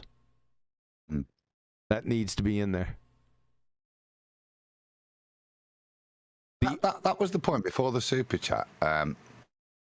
There's none of the what Eli suggested, the files that have gone in, the debate over this word, that word. The reason what Brian's got is brilliant because it is part of the journey. It's kind of trying to give the ultimate reference and the ultimate rebuttals, a succinct rebuttal. And that's why what has been put in by Kira, what we just discussed, is worthy of going in the book. Because it's a fantastic argument that maybe we've moved on from. But it's fundamental, actually, isn't it? Yeah? We were once called science deniers. What's funny about the way Brian worded it is, are you a perspective denier? Yeah? Brilliant. I sent you a video a few minutes ago, Adam, and you can watch it at your leisure. But it's some years ago, and as excerpts from a presentation that was done on Nathan's years and years ago, probably about 9 years ago now. But it actually, if you watch right through all of it, you realise that we never actually moved away from the argument. We thought we did. We never actually moved away from it. I think there was the stuff comes up in that, what I sent you, and it's directly connected with stuff we've done. Did he chop? Yes. Okay. Yeah, he chopped bad. Hey, Brian, can you say something? Yeah. Hello. No, I got a phone call come in. I got a phone call. That's what happened. I'm going to go on mute again. That's where we like He's it. right. It is pertinent, isn't it, Kiwi? And when you, like I said, when I read it, I'm like, yeah, I forgot this. Yeah, it's one of those basic things that actually should be pointed out. I'm thinking I'm agreeing with refracted in sticking it in the Earth curve bit because it goes to the validation with regards to the image. And before we analyse maybe the black swan, this is like, say, a fundamental that should be laid down. What are you going to have?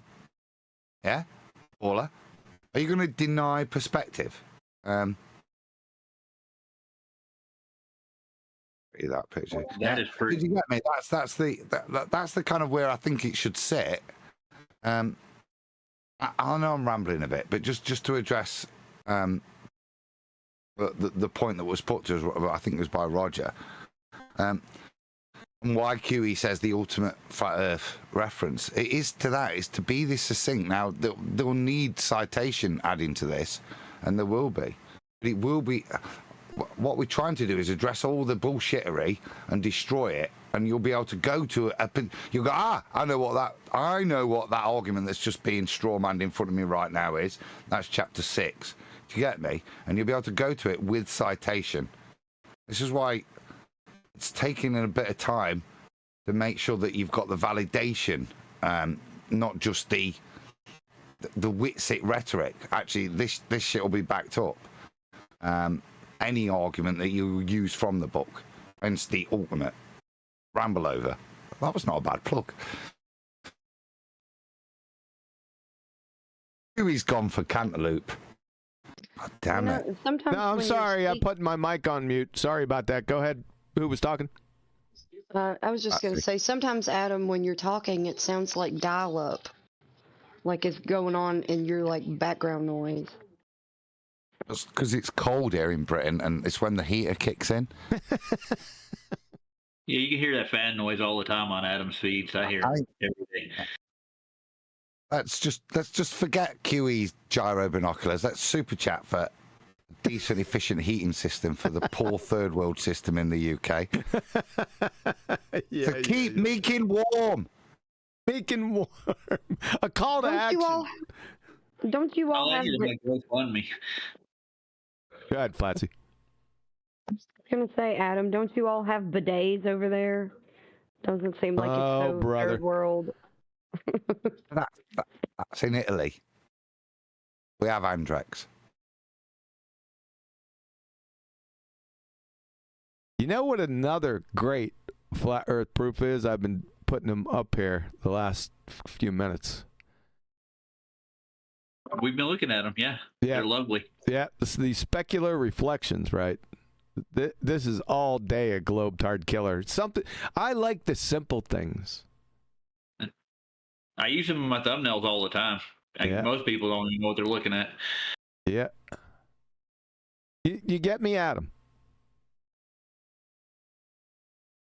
That's part of the beauty, isn't it? Do you trust your eyes? I'm going to go co-host another show, guys. I'll see you later. Okay. Yeah. Thanks, Roger. Later. This one, not so much. I like it has to be longer. You following me? This one, not so much. It doesn't. No, it doesn't. Not for proof of concept. Yeah, proof of concept. Yep.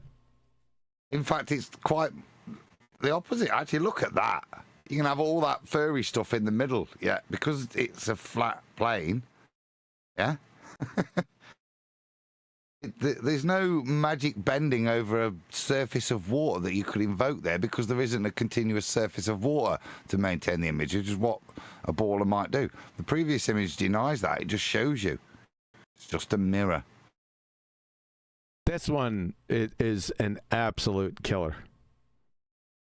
Right? It's a bit skunk bay-like, that does. This is absolute killer because you would never, ever get this on a globetard. Not ever. This would be all wonky, this reflection, especially from this white cap. It's not a white cap. It looks like it's totally white. Whitey. We got Whitey back here. Yeah, that's a killer one. What's the next one? Let's go. Go back. Yeah. Go back. Go back to that. Cause that old Whitey there, and that is look at that. It's so far away. Yep. It's mirrored perfectly. You get me? Yep. See, what they try and do if you take the front hill. Oh, it's so big, it's flatty. Yeah. Yeah. But you can't do it with the back thing. That's why old Whitey's the killer there. I like that phrase. The old Whitey. Yeah, I like I said, I like the simple ones. See what I mean in terms of so biggy, so flatty. But if you've got that distance, with real there, look. I mean, how big's that peak in the background? It's so far away. And as long as it's maintaining and it's not adjusting for any presupposed Earth curve, even if you pretend that the lakey is flatty because Earth's so biggy while sphairy, yeah, it doesn't matter. The point of projection has to be mitigated for, and it's not. It's crackerjack, that one. You see what I mean? If you've got something interrupting, see, that's not so good. Right. Do you know what I mean? In terms of bullshit arguments you'll get from ballers. Refraction, yeah? Refract through your fir trees, pal. Yeah. I went through this before because it would be one. Oh, I love that one. Are you trying to crowbar this in the book now? I don't know. Man. There's a point where our observable reality, like I say, it's not about that, is it? This is what you should be showing to people. Just to get the ball rolling. Look at that. You don't need to make a flat earth claim, do you? Nope. How the hell does that happen? I'm going to start a question. Yeah? Look at that. Look at the majesty of that. Look at the perfection. Yeah, that's breathtaking, man. And I guess people don't think about it, right? Listen, I walk by, I've seen these before. Not these pictures, I mean in real life. I've been in Colorado before around large bodies of water like this, and I've seen these and never even once thought about it, Adam. You know? That this is flat, it's flat earth proof. It's right in your face. There's absolutely, this is impossible on a globetard. Absolutely impossible. Because you'd get the wonkies. You're going to get this more like that. Because this is more or less concave, right? But you're going to get the wonkies. It's just 60 level optics. It's just that simple. You'll never get a specular reflection off a lake on a globetard. Not ever. Ever, ever, ever. It's just, well, duh. So that's why I like it. What do you think, Adam? Can we shoehorn this in? It's not our book, is it? So speak for yourself. It's where it goes, isn't it? Yeah. It's where it goes. It's pertinent. And like I say, sometimes you know, this is like leading a horse to water. This bit, isn't it? And maybe these are more. These are sort of the images that maybe we could use instead of the graphics I made, you know, for the intro, which would all lead most of the chapters, wouldn't they? But maybe just images of the majesty of creation that kind of prove flat Earth should get in there a bit, because you know, when I went to prove it to myself 10 years ago, I bought a P900, a bit like, you know what I mean, and sure, did it myself and looked at this stuff as well. And looking at stuff's important as well. All right, people telling you. Sure.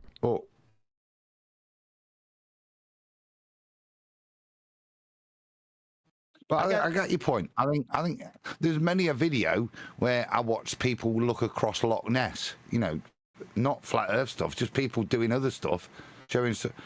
And you look at that, and people can look from one end to the other, and it's like 18, 20 miles in it, or even more, I don't know. Huge. But you can see from one end to the other. Just simple things like that.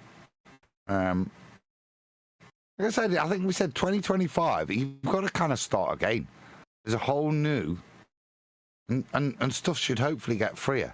Our information and we might be the last to be let loose, especially if we look at what's going off. But maybe starting from the basics and maybe just adding that in is not a bad addition, is it? An opener. It's the Moose Boosh in chapter 2. Yeah, it's going to be difficult to put it in there because some people are getting impatient.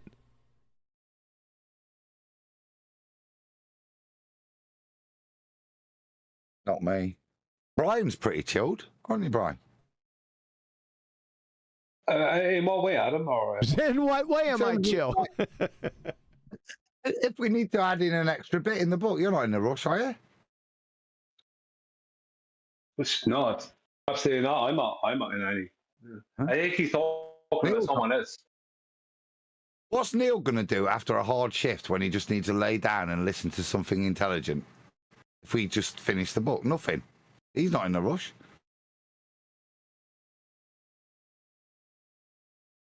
Take over, Adam. I'll be back in a couple minutes. Take over. That was a finishing point, but there you go. If I'm being honest, Brian, these are the sort of bits we need to add as we're going through with Flatsy now. Because we're going to think of extra things. It's been a year. I've seen it, Flatsy, when he gets back. It's been a year, hasn't it, writing it? And we're about to now go through what we did a year ago. And there's going to be bits like this which will improve it. I don't know how long that adds to our... The problem is that there's a load of things you could put into the book that are totally worthy of being in the book or being in a book. The problem is the more you think about them, the more you're going to not be able to not put them in. And there's a certain somebody that QE was alluding to that is going to blow his top if the book doesn't come out because he has no patience. It's that dynamic that will get the project done, yeah? Otherwise, yeah? If you lead the architects to just, like, pontificate on how long and how good it should be and how good they can make it, it will never get made. At some point, you have to force her into a set of plans. And Nathan's got us there. It doesn't stop us putting a little finial on the stairwell here and there, if you get my point, Brian. You know what I mean? But we have to. Listen, whatever. I mean, go on. Go on. I was going to say, we could get hit by a bus tomorrow. And he'd never be done. He's got to get out there, hasn't he? You know what I mean? Huey's not getting any younger. No, I mean, I understand it. I understand that he wants to get it out there. I get that. Right, but the It's whole a bit like returning to the moon, isn't it?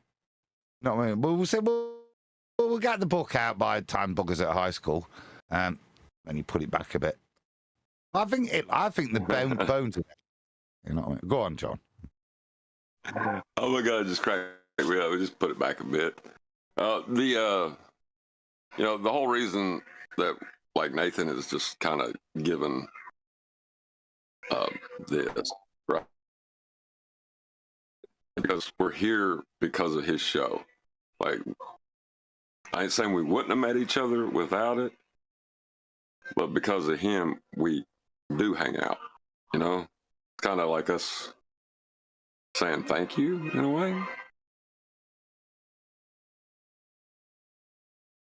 I'll say thank you all. Who we thanking? What I'd say on that sentiment is, yeah, if I'm going to give it without all of us coming together, and this is what you're hearing, you know, we've had the book, we've got 10th, and the thing is, and then we as a team have worked together to try and add our knowledge. And as Brian said, we could keep adding till the day we decide we don't want anything to do with this. We've proved it and we walk away. But there has to be a point of succinctness. And it's just little bits like this, I think, do add. Go on, son. Super I was wondering why you started talking. You knew I was waiting on this super chat. Moved on. I was trying to host this show, Flatsy. I knew I could rely on you, though, you see. Right, okay. Tony Whitcomb sent Baller's Tactic. I can see the ISS from 250 miles away, yet a plane 5 miles up is the tiniest dot. The indoctrination is that bad. Yes, it is, Tony. I totally agree with that. I always thought that was a bunch of horse pucky, and you got it. Yep. And all the little linguistic and mental gymnastics they try to do. Well, there's light reflecting off it. You got the background light. Yeah. Piss off. Right, so that's the point. So, a question to chat: should the book be dealing with that, or are you guys capable of not needing citation for angular size change at distance? Because that's what we've kind of spotted tonight. Actually, that's not in there. Yeah, we kind of need to point out some of the obvious that we assume the readers maybe got. But is it pertinent? At what point do you stop the reading? Do you stop saying, well,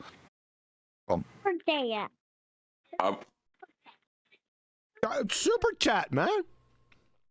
Jadu sent, just get the book on the shelf. You sound like Oakley.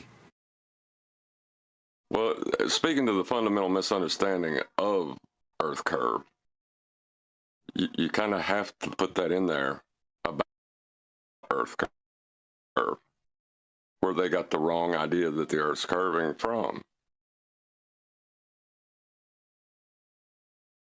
We got chapters on that.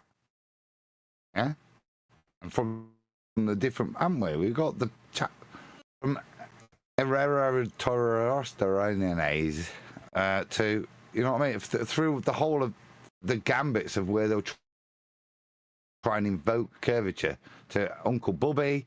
All these things are covered in terms of they're going to invoke it. What we've got there, like I say, is more to the point of, it's such a succinct point, yeah? As summarised by Brian. What are you going to do, deny perspective? And I just think that point has merit and education in it. So I think it's whether we need to stop putting pictures, QE, and pictures of fairground mirrors to elucidate that level of cognition in the reader before we start, I think it's probably a bit too far. Yeah, I think there, like you said, I agree with there's a point where you have to say, you know, you have to stop. The angular size change argument has to go in there. Now, the specular reflection, maybe not, but still, definitely the angular size change or angular resolution limit of the human eye, that argument has to go in there. I mean, why not specular reflection? We've got Rayleigh criterion already in there. I mean, that's kind of thingy, but this is a separate point because this is a applied logic. Like I say, and best summarized by Brian's point, what are you going to do, baller? Reject perspective. Yeah? Angular size. Well, there was a slide up a bit when we first started this, the militarized swan, Blackpool swan. And there's the Blackpool skyline and the fairground, but there's all the mountains in the background. And that's what did for them, yeah? Because they're all at different heights and different distances. Therefore, apply Earth curve and perspective, yeah? That's what did for them. That's why they cut the end of the image off, particularly, yeah? But that's what did for them. So it's a really good point. I think we've got to put in and reiterate that because it does seem a little bit we missed, I think, and that's cool. Mark J in the chat said, if Booger doesn't get a mention, I'm not buying it. No, nobody does. Genuinely, you've heard me write the preface, which is to say nobody. There is no name in there, is there? There might be. We even wanted to cite a baller just to make a point, and we've took that out. Yeah. Because if we're not going to cite flat earthers, then imagine that. Imagine trying to get everybody in. It's just an impossible task. Yes. You know? So there's no insult. Hence my preface. The only person that's pushing for a mention, unfortunately, is his good self over there. Because of the amount of stuff that they were referencing from his body of work, yeah? That's the only person that he kind of like it's kind of bleeding obvious. You'll see it. Do you know what I mean? But it's the only person that it would be easier to mention his name and move forward without kind of having to write the text without referencing him. Who, Brian? See what I mean? Yeah, exactly. Oh, me? I know. I'm the last person to stop. I'm kidding. I'm kidding. It's Neil, obviously. Right, exactly. Sorry.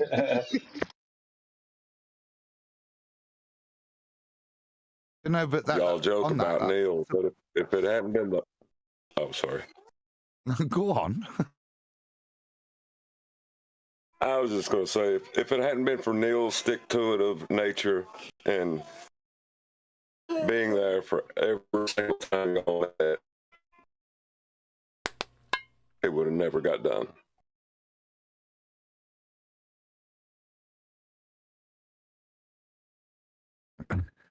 Did he chop for you, or was that just me again? Yeah, he did. He chopped for me. Yeah, it was for me too, yeah.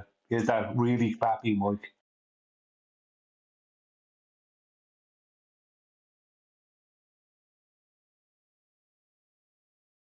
Point being on that no, it shouldn't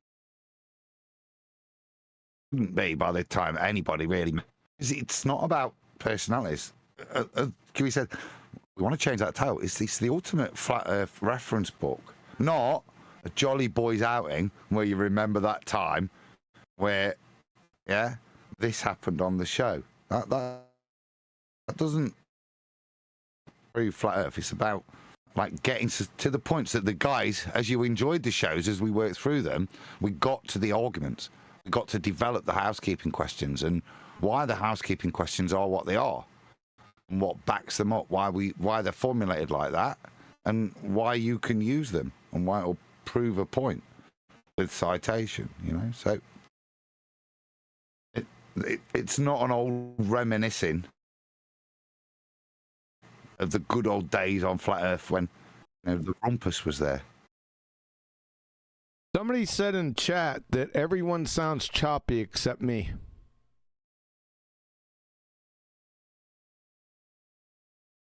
Well, the live stream is running through your system. Yeah, so. I'm quite aware of that. Thanks.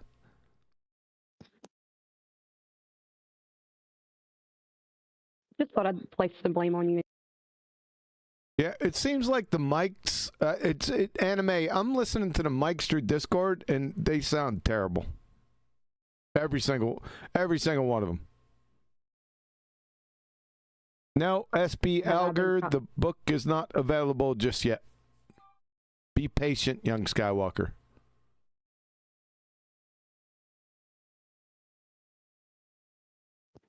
So mine's been choppy as well? No, yours sounds good. Adam's been chopping. It looks like we're in a friggin'. He's a lumberjack. Well, he also chops the way he talks, too. I know.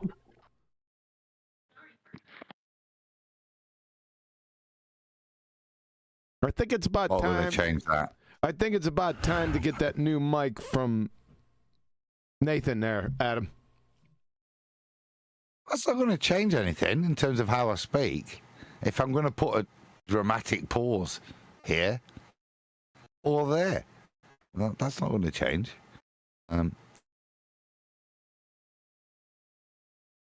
People are saying sounds fine to me. Other people saying it's chopping. What the hell is going on out here? Don't worry. That was terrible, Adam. I won't worry about it. Some people might be only telling them. Wasn't me. That sounded really bad. The last thing you said, Adam. I know. I know. It was before Brian spoke, for God's sake. The last thing you said.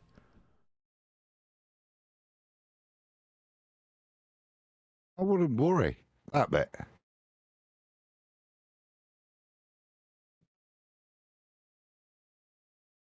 All right, let me get off of here.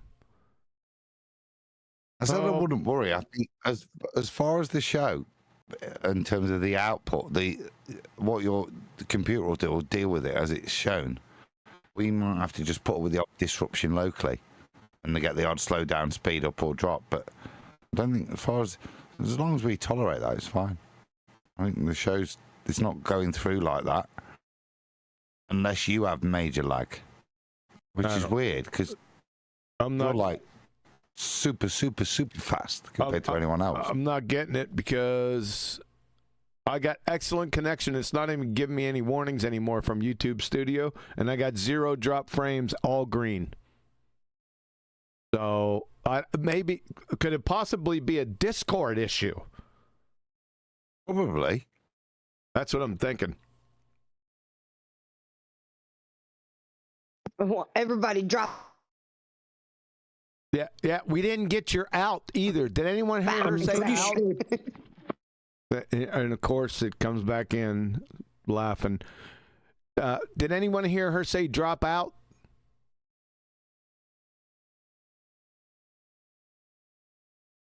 My God.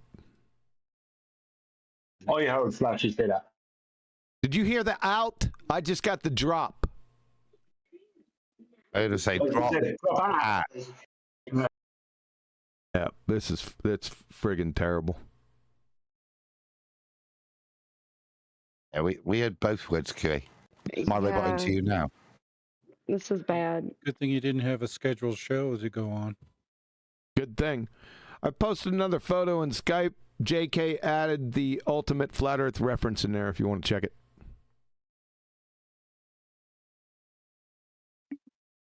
Maybe I could pull it up too.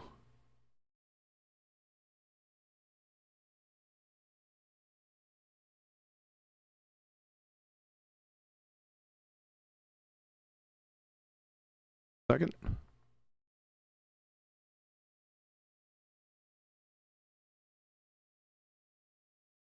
I've dropped out and now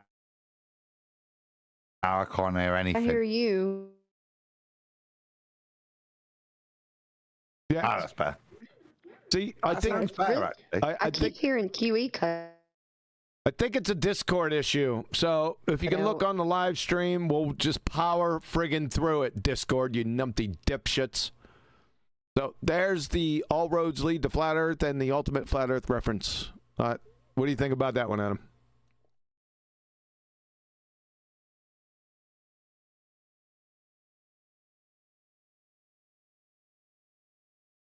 Unbelievable. Do I get anyone in Discord? Robot there. Wow. You put the book title up on screen. Can you hear me? I got you. But yeah, you roboted there, and then you said, look at that, but you're not sharing, so we had to wait for YouTube to catch up. So I got the book title up.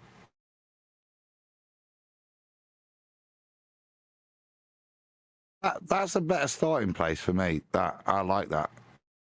It just looks a little bit curvy, doesn't it?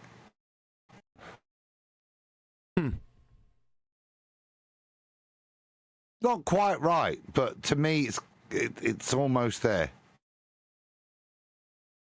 I'm not. I'd say I'd like 6 or 7, slightly different. Like I say, we got the first one, the lighthouse, that one, and get a feel for it.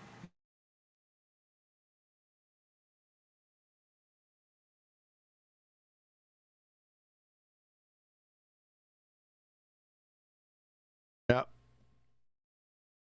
Wow. There's no water in that, is there? Do you get me? Water's important if you're trying to summate in a picture a lot of your arguments. So.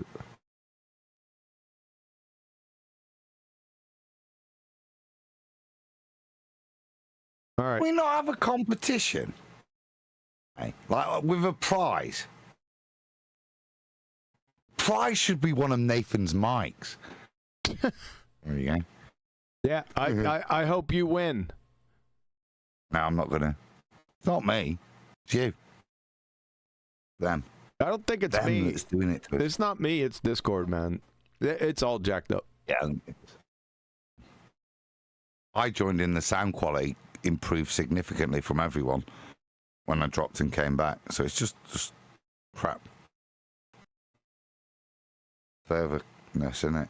Yep, that's what I think it is. So I'm going to have to drop out again because it's getting that bad. I'll just drop out of Discord. And I'll come right back. And Sorry about that, folks. It's definitely a Discord issue. Let me pop back in. No, it was last time. Okay. I don't know why. I think it's because it pulls the feed. The way it's set up, you have a little pull. So you pull it from Discord, from the room. So you don't even have to be there. Should stay. We'll find out, won't we? If this bit went live. I'm a bit afraid to even say anything anymore because I don't want to add to any of the chaos. Oh, you're coming through clear. What was that? Everything sounds fine to me. That's why I have shut up, Platzi. Give me a thumbs up out there, Stephen Davies. Yeah, you dropped out, cute. Yeah, I know I did. Go ahead and give me a thumbs up out there in YouTube land if it's a little bit better right now.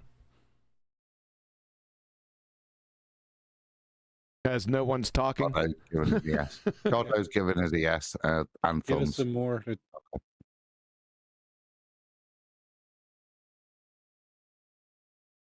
I think we're good again. You sound okay, Curie, so. Yeah. It'll drop out once you start talking about something important. Yeah, I know. Thanks a lot, guys. Appreciate the thumbs up. Yep. I don't know. I hope this is the last time for this. It did happen about 2 weeks ago, a couple weeks ago, when we had some. Remember, it was chopping for me too, and it resolved after I came back in. I don't dare share screen. I'm not going to push it. If you know what I mean. Jin can't even get in. Jin's got like this yellow exclamation mark next to his name. User may be having trouble connecting to the call. So I think it's just like Discord issues, nothing to do with any of us. User may be having trouble connecting to the call. That's what the exclamation point says. Huh. That's the first time I've seen that.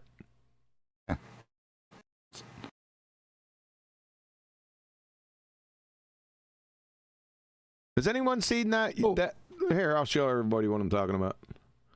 See this yellow thing right here? That's the first time I've ever seen that. What's going on? That's not new. I mean, it may be a bit newish, but I've been seeing it quite a bit for the past few months. Huh. Okay. Jen's back though. Can you hear us, Jen?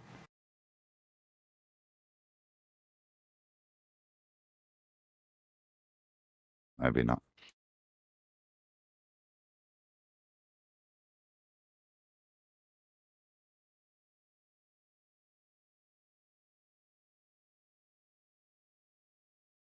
Riveting. It is. I'll finish my appeal, which was going to be. So we've got the original cover. We've seen one or two. Can we throw it out to you guys? Genuinely, do you know what I mean? I think that'd be fantastic if the actual front cover came from part of the community that QE and Nathan deny. It'd be fantastic. Whatever it is, kind of see where we're going. We're trying to summate so that you can use the title a little bit as a lead-in, which is why I like the two previous ones. If he's out there, come on. And if so, QE will buy you a set of binoculars. They're not binoculars. Binos, dude. They're binos.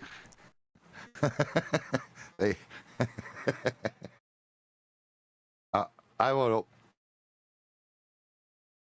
Righteous has arrived. You've sorted it out, Righteous.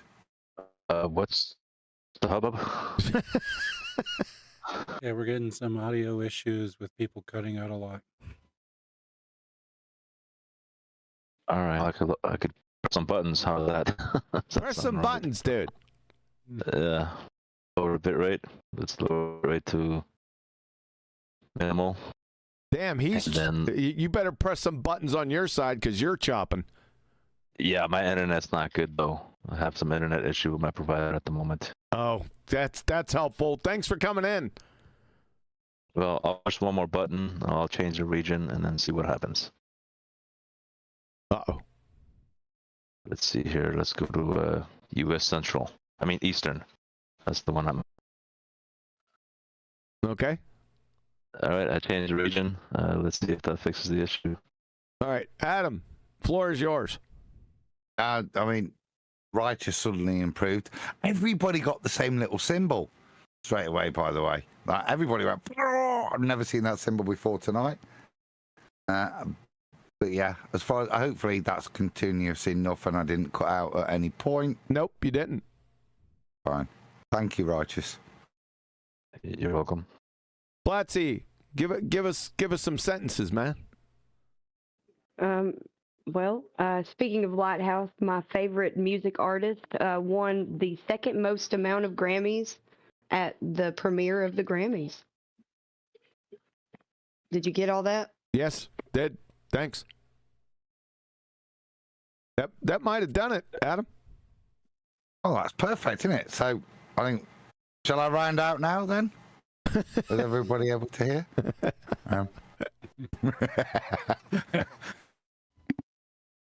Let's see how it is. I didn't check out there in YouTube land. Hey guys, how are you hearing these guys on Discord? Is it okay? Thumbs up, thumbs down. It'll just take a couple minutes for them. 30 seconds.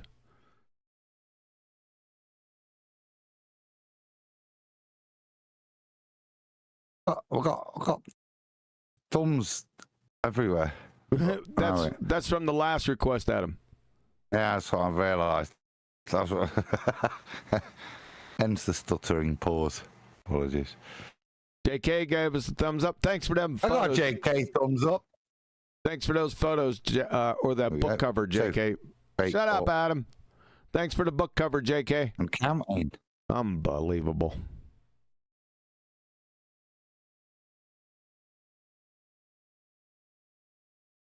So I was counting. What? Once it started. 5.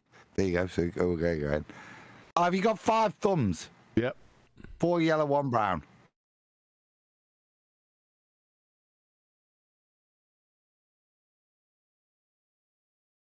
All right, let's try.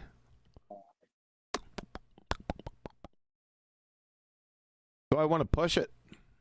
Let's push it. Push it. Yeah, let's push it.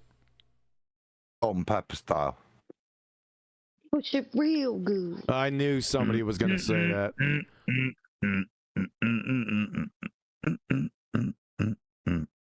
You know, that's not part of the family show there, Flatsy. Spell it. P-R-I-C-K. Mm-hmm.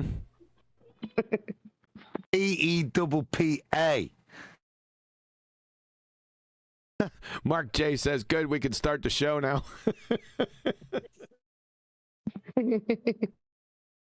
Yeah. That was painful, but this is the test, really. Because now I'm sharing screen with Discord, so this is gonna push it to the limit. One more time. Okay, never mind. But it's not push it to the limit, it's take it to the limit. All right. Everything looks good. Adam, give me some sentences. Throw out some bars or something. Salt and pepper's here, and we're in effect. Want you to push it good. Moving my baby tonight. Working up a sweat. Like that. Chopped on one of them.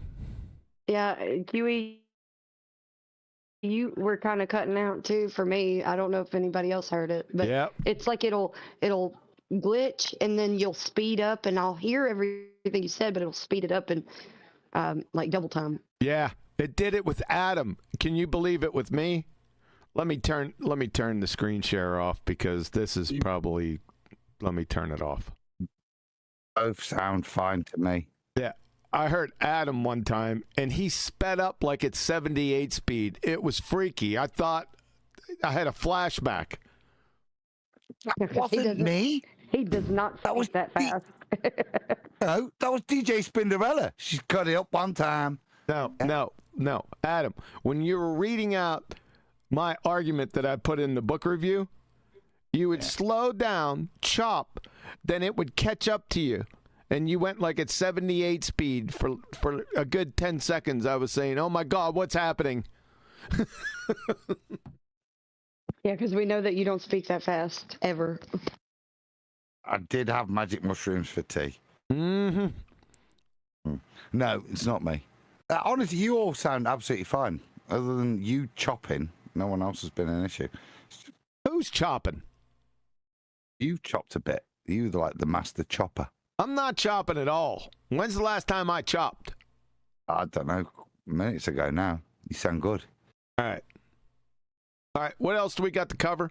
Anything else? Only gossip. What's the gossip? Oh, no. About Flatsy, isn't it?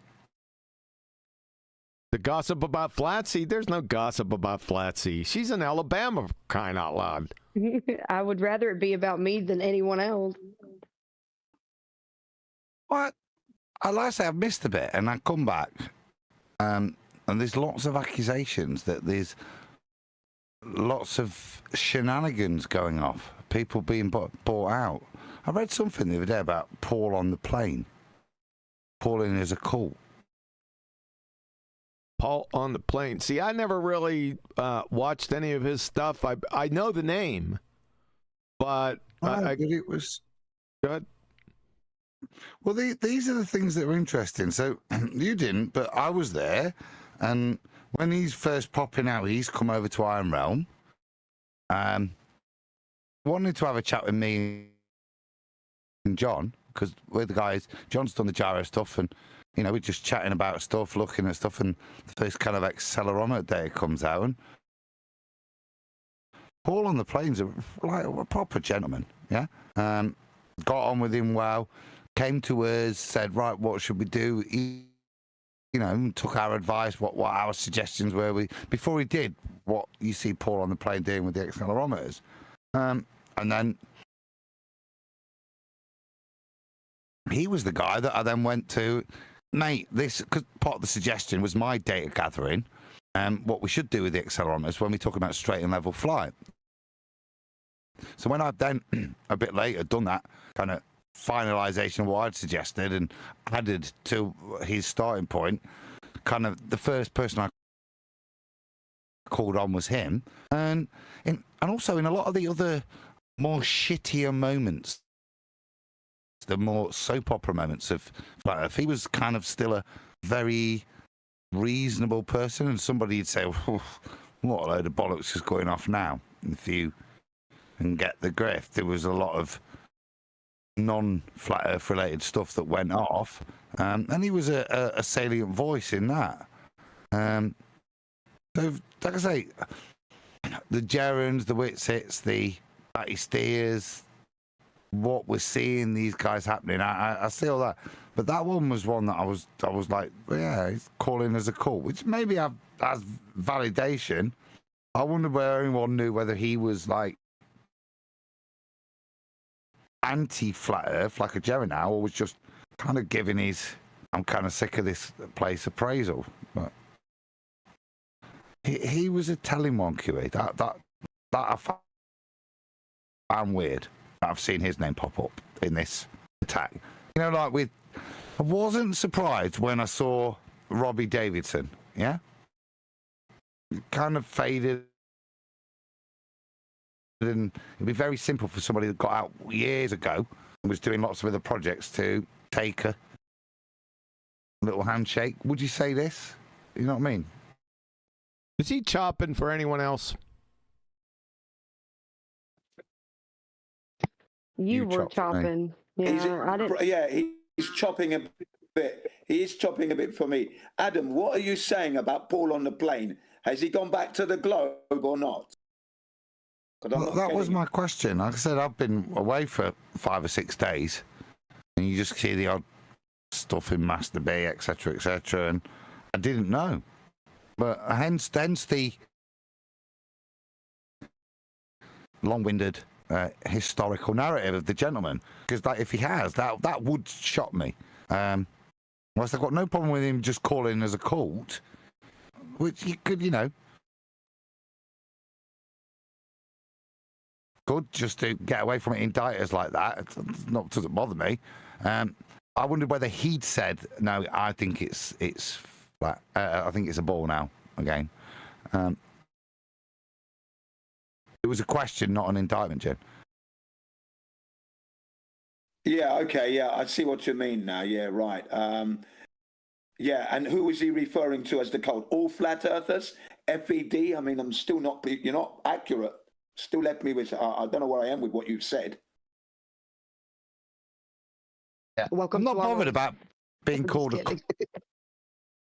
cool. I'm wondering whether some old school are like that. There appears to be a lot of people that are transitioning back to the ball. Yeah, I'm fully aware of that.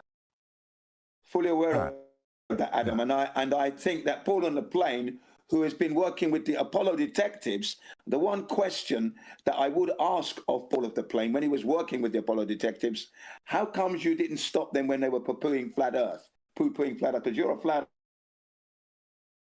earther, and you should have said something there, because you were the perfect person to actually get them to use their standards, supposedly the scientific method and whatever, that standard that they used to scrutinize the moon landing hoax, to scrutinize whether or not the Earth is a globe or not. And he didn't push that. So I thought that was a bit odd. But he was right there with them, pushing the space is fake and everything, and he did an excellent job. And like you said, Paul on the plane's a gentleman.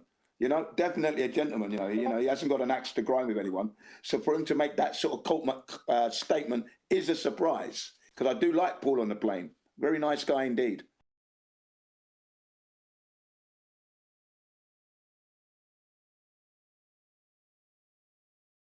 The statement that they made are all exactly the same, like they've been written by someone.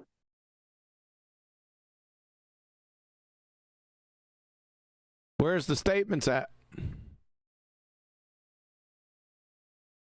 I'm driving now, but just give me a couple of minutes and I'll grab Robbie Davidson's statement and I'll post it in the chat. Okay, thanks.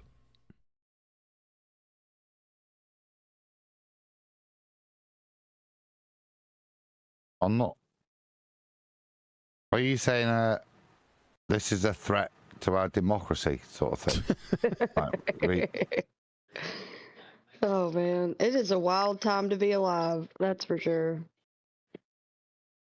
I haven't been following the drama. I'm just seeing stuff posted in Master B and other places that these people, I really never associated with any of those people to begin with. So Patricia Steer, we have never spoken. Obviously Jaron, but he's an idiot. Then there's Paul on the plane. I've never spoken to him. Who else?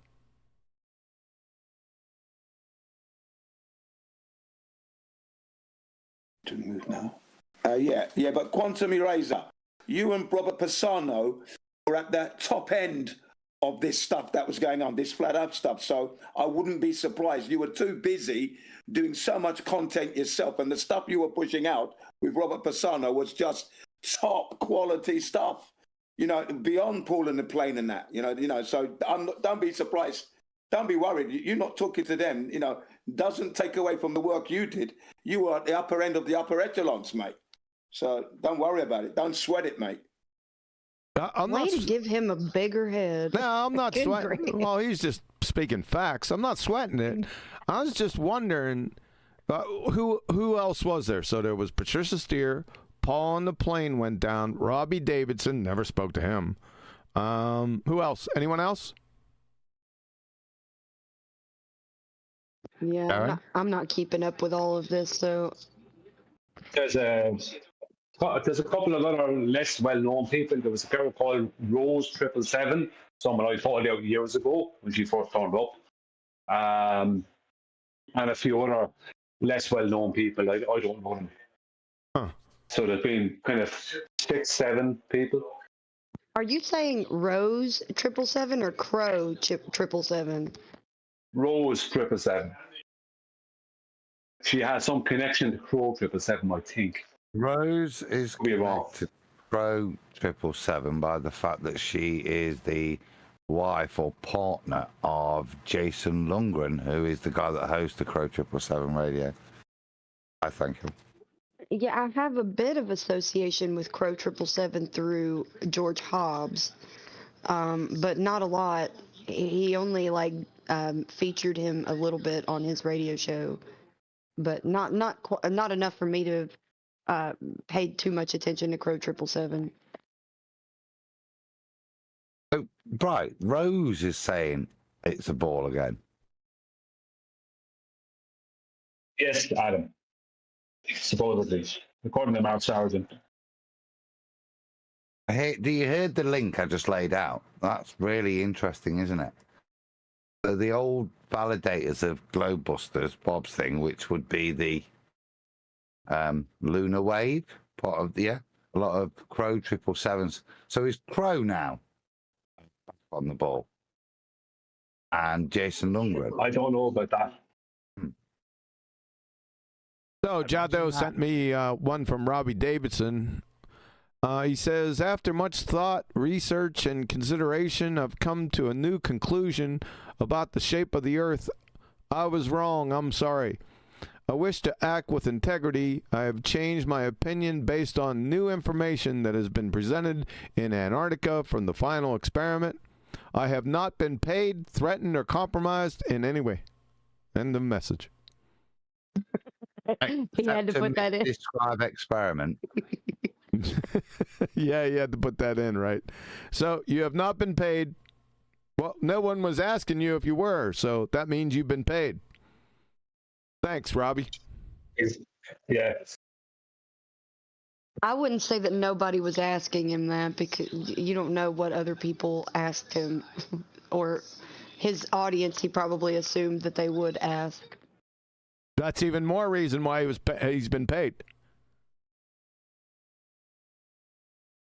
Maybe, I don't know. Who cares? I don't care. I don't get into drama, right? I'm not some old biddy on the patio, you know, with all the other scrubs. I've never I just wondered what the hell is going down, because I've been hearing strange things about loads of cash being offered for who, what, when, where, why, and how. That's what I'd like to know. Not for just for FYI purposes. Not that I'm going to do anything with it. It seems very, very strange to me. Very, very. This is. Go ahead. I think it's stranger that a lot of flat earthers are kind of like old biddies and want to gossip about this stuff like it matters. It really just doesn't. What matters is the efforts. Yeah, what's going off? And it only matters to me as a justification. People go to these efforts to attack you, bribe people to go against their own heartfelt statements, their own statements of truth they've given to you in the past, like Ranty, like all these guys. What's going off? Now I don't falter in my knowledge here. I take what they're doing and I look at these people that are behaving strangely to me, particularly someone that I've known for best part of 10 years. Sure. And I take it as solace. Yeah. To me, it's not a bad thing. Doesn't mean it's a ball anymore, do it? Yeah. Like it means, look at what's happening. Look how desperate they are. Do you get my point? There's no weakness here. It's showing them. If you look at the political scene, it's shit or bust time, isn't it? Right? We're going to have to start a war in Iraq. It's the only way to keep the military, to keep this thing going. Well, what are they doing now? The only way is this. How are we going to do it? And it's not that they've just paid Jaren to go, it's a ball. Look at Jaren's behaviour. Look at who he's attacking, what he's doing. Look at who they're trying to rope in. These aren't the behaviours that are commensurate of these people, okay? Because at best, these lovely, fluffy, lovely, kind of semi-Christian people that are truthers, they're now on some godforsaken crusade to show that we're bad and we're wrong. That seems not commensurate with who they were previously. A lot I met. So what? So what was Patty's story? Did she leave a message also? Where's her message? I can't get into Patty's story with you because she left the same message. She left the same message in a private message to Mark. Mark Sargent. Did he put the message out, or it's still private? He read it out on his show. Really? That's a bit skeezy. He also read out a text message from a source that said that Jaren had two more in his pocket, including Patricia Steer and Robbie, and that was 3 days before they both come out. That's very. Do you have a link to that? Let's let. Well, I don't have anything else to do. I'm waiting for the chicken to get done. It's smelling good too, boy. Do you have Mark's show that he? Do you have that link? Does anyone have that link? I'm just driving. I'm still 20 minutes away from being able to do that. Maybe somebody else, Jado, can snatch it up. A link and a timestamp would be perfect. By the way, it's on there. Just got to be careful. Right, there's lots of indictment there, and I'd hate to get into the soap opera again side of it, but stuff's going off, yeah. And people are falling out to the point that Patty and Mark Sargent have done that. No, you're a shill. And he'll send me a picture of a Mercedes that Patty's bought 2 days before she does a shit show on his show, yeah? So those kind of... they're fine. To get to the bottom of them is just trivium to me. But it's very noticeable how the heart of Flat Earth has been attacked. And to the point that the love boat of Patty and Mark has now been ripped in two. And that doesn't mean I don't think Mark Sargent's a shill. I think you're all fucking shills, the lot of you, yeah? The only one I can trust is me and my dog. right? Other than that, I'm dubious of everyone, as you all should be. To the point, that are part of the show. Patty and Mark have split up. Just as a quick point of reference, your dog is a CIA agent, and I know it. But if Jardo could give me the information of a roundabout time frame that this information was released, I'll go look it up. And she told me about the Russian spy cat she'd sent to the back of our garden the other day, so don't think we don't know.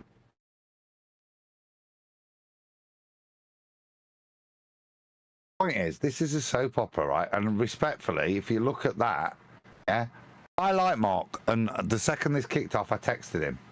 But for me to make a judgment on what's going off on that, this kind of shit's nonsense. But what it does tell me is they're scared. What if you just take it as read, what's happened? They've paid a shitload of money to flat earthers to not only go on and say that that's an experiment, but they prove something, and then more fundamentally now go on a crusade against us. Right? Lovely. Fantastic. But that to me doesn't move my foundations in any way. It makes them more resolved. It tells me they're scared. And it tells me those people were weak and can be bought. There's a few of you I've grown to love quite well in this well, thank arena. you, Flatsy. I already knew that. I appreciate it. I'd like to thank my mom for having me. And I'm grateful for the knowledge that I have since I've been in this arena. So I only can be grateful. I'm just grateful. I don't have any ill will towards these folks. If they don't care for what we're talking about, then, you know, so be it. I still don't have that. I still don't have that Mark Sargent video. Why not? I look for it in a second for you. I'm 180 degrees. Oh, sorry. You want to say something? I'll try to go look for it. I don't know if I follow Mark Sargent. Maybe I do. I know what it is. It's that strange word. It's from last Friday night, I think it is. I think it's last Friday or last Wednesday. But I look for it because I saw a bit of it. I'm 180 degrees opposed to these people. Didn't know Paul on the plane. Never had any connection to him. Never spoke with that woman Patsy or what's her name? Did you call Patricia's there? Did you Patsy? Patsy, I call her because I was speaking to Flatsy. See, these things happens to me with my head. When I'm trying to think of things and names at the same time, it causes me problems. Well, that's my name. No, I wasn't speaking about you. I was speaking about that other woman, or that Patty. Red-haired Patty. Patty, is that what you call her? Patty, she's Irish. Patty's Irish. She's not Irish. Not that I'm aware of, anyway. But yeah, I never had anything to do with that lady, and I had nothing to do with Paul on the plane, and I had nothing to do with Robbie Davidson. Paul on the plane, I might have had something to do with, but the other two would have had no reason to have anything to do with him. I've never trusted them. Your man Robbie Davidson, I never knew what to make of him. He was very vague, and he turns out he allowed a lot of stuff to happen behind the scenes. He was paid off twice to allow stuff to happen at those flat earth conferences. He allowed kind of people in there to make a joke out of him, supposedly, according to Mark Sargent. But I never had any time for him. He never did anything that I was aware of that mattered. And that lady, Patricia, I don't know what she ever did. I really don't. But I never said anything bad about it until now because it didn't matter. And really, because she, as I said, what did they do? Paul on the plane did something. I'd say that. But the others, I don't know what they actually did. That Rose clip of 7, I called her out straight away. I won't say what I'm going to say, but I just thought I saw her do, but what were these people having? Do you know what I mean? That's the thing. You have a lot of people in this arena and they don't add anything. You know, I don't mind people who are just on the sidelines. That's a different thing. These are people who are out in the forefront, not on the sidelines, not like just with a Discord account or whatever. This is people who are out in the forefront adding nothing. You know, Jaron added something, but half of what he was adding was BS. Like, with any wonder that he went against scientific method, considering he was going to be going to Antarctica and call something an experiment when it wasn't? You know, it makes more sense now, doesn't it? Hey, Brian, can I add to it? First of all, I want to concur with Flatsy. I appreciate you guys, always have. I was in every spot that whom we criticize now. I mean, if I first came on before being a listener and before Nathan, you know, gave me the honor of being on the panel, y'all would be, you know, and y'all have checked me because I have, you know, said the wrong thing, and y'all have groomed me. I wouldn't say groomed me, but have educated me to know the facts, the proper terminology, the truth about science, the truth about physics and everything. So check it out.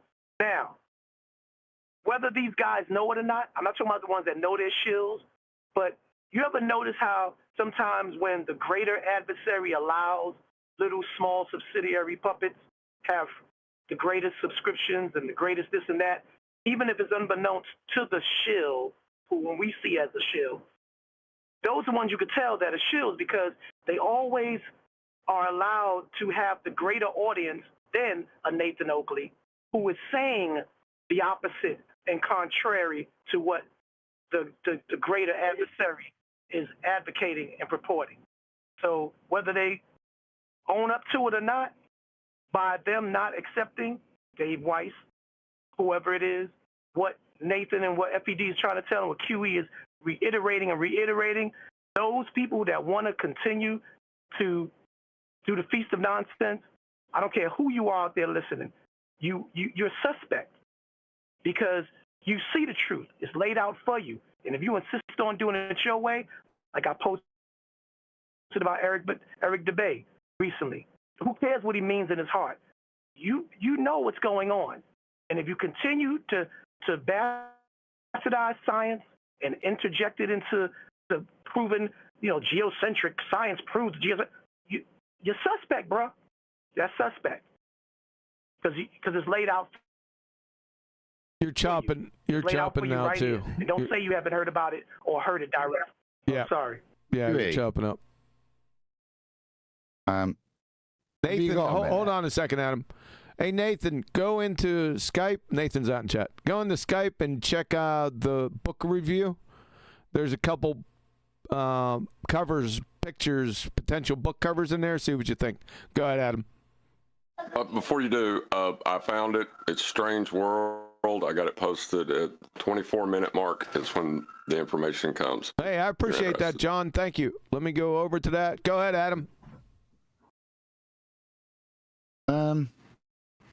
Yeah, I mean, I was kind of making a point with regards to what's going off, and I was pondering whether to share I've pulled the page up, the offer that was put to me and my family, not put to me, but put to my wife, to kind of put into context how these people will behave. Now, they'll behave in... I wasn't offered money. I was threatened. And I've held this back. This is from 2019. Really? Yeah, so I might need a glass of wine to share this. I have a ponder. I'm going to go and get a glass of wine. If you think it's worthy, I will send you a couple of the screenshots of the letter, and we'll go through it, show you what they tried to intimidate my wife. I'll leave you with it. Have a chat. Yeah, maybe we'll go ahead. No, it's up to you whether you would like to share it or not. I mean, that's up to you. Yet this is the first I've heard of it. Of course, you didn't say anything about it. Huh? That's very interesting. I'll wait. Hey, John, I appreciate you going to find that video and then finding the timestamp. We'll go over that here in a couple minutes after Adam comes back. Okay? Yeah, man, I'm just helping out. Oh, I'm sorry. In the meantime, I just want to briefly say what I said. Basically, if you're still doing it your way, after all's been laid out for you, indirectly you heard about it, rumors of it, you heard it directly, you're suspect. That's all I got to say. Well, thanks. Thanks for saying it over, John. Go ahead, John. I was just saying, I was just helping out best I can. Yeah, appreciate Thank that, you, man. bro. Thank you.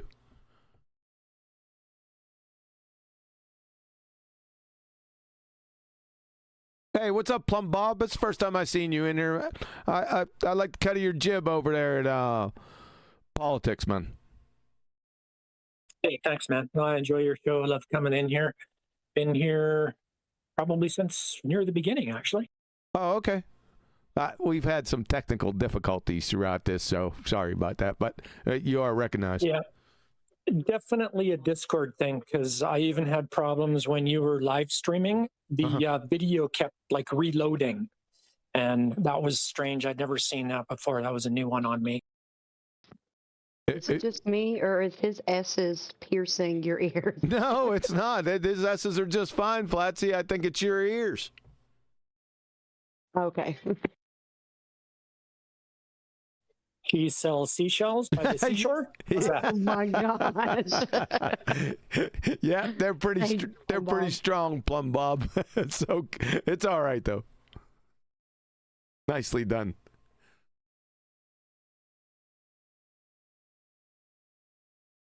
I'm kind of interested in this threat from Adam. I'm kind of gobsmacked. I thought I heard him say something about it maybe like maybe a few weeks ago, but maybe he was just kind of like briefly touching on it. I don't know.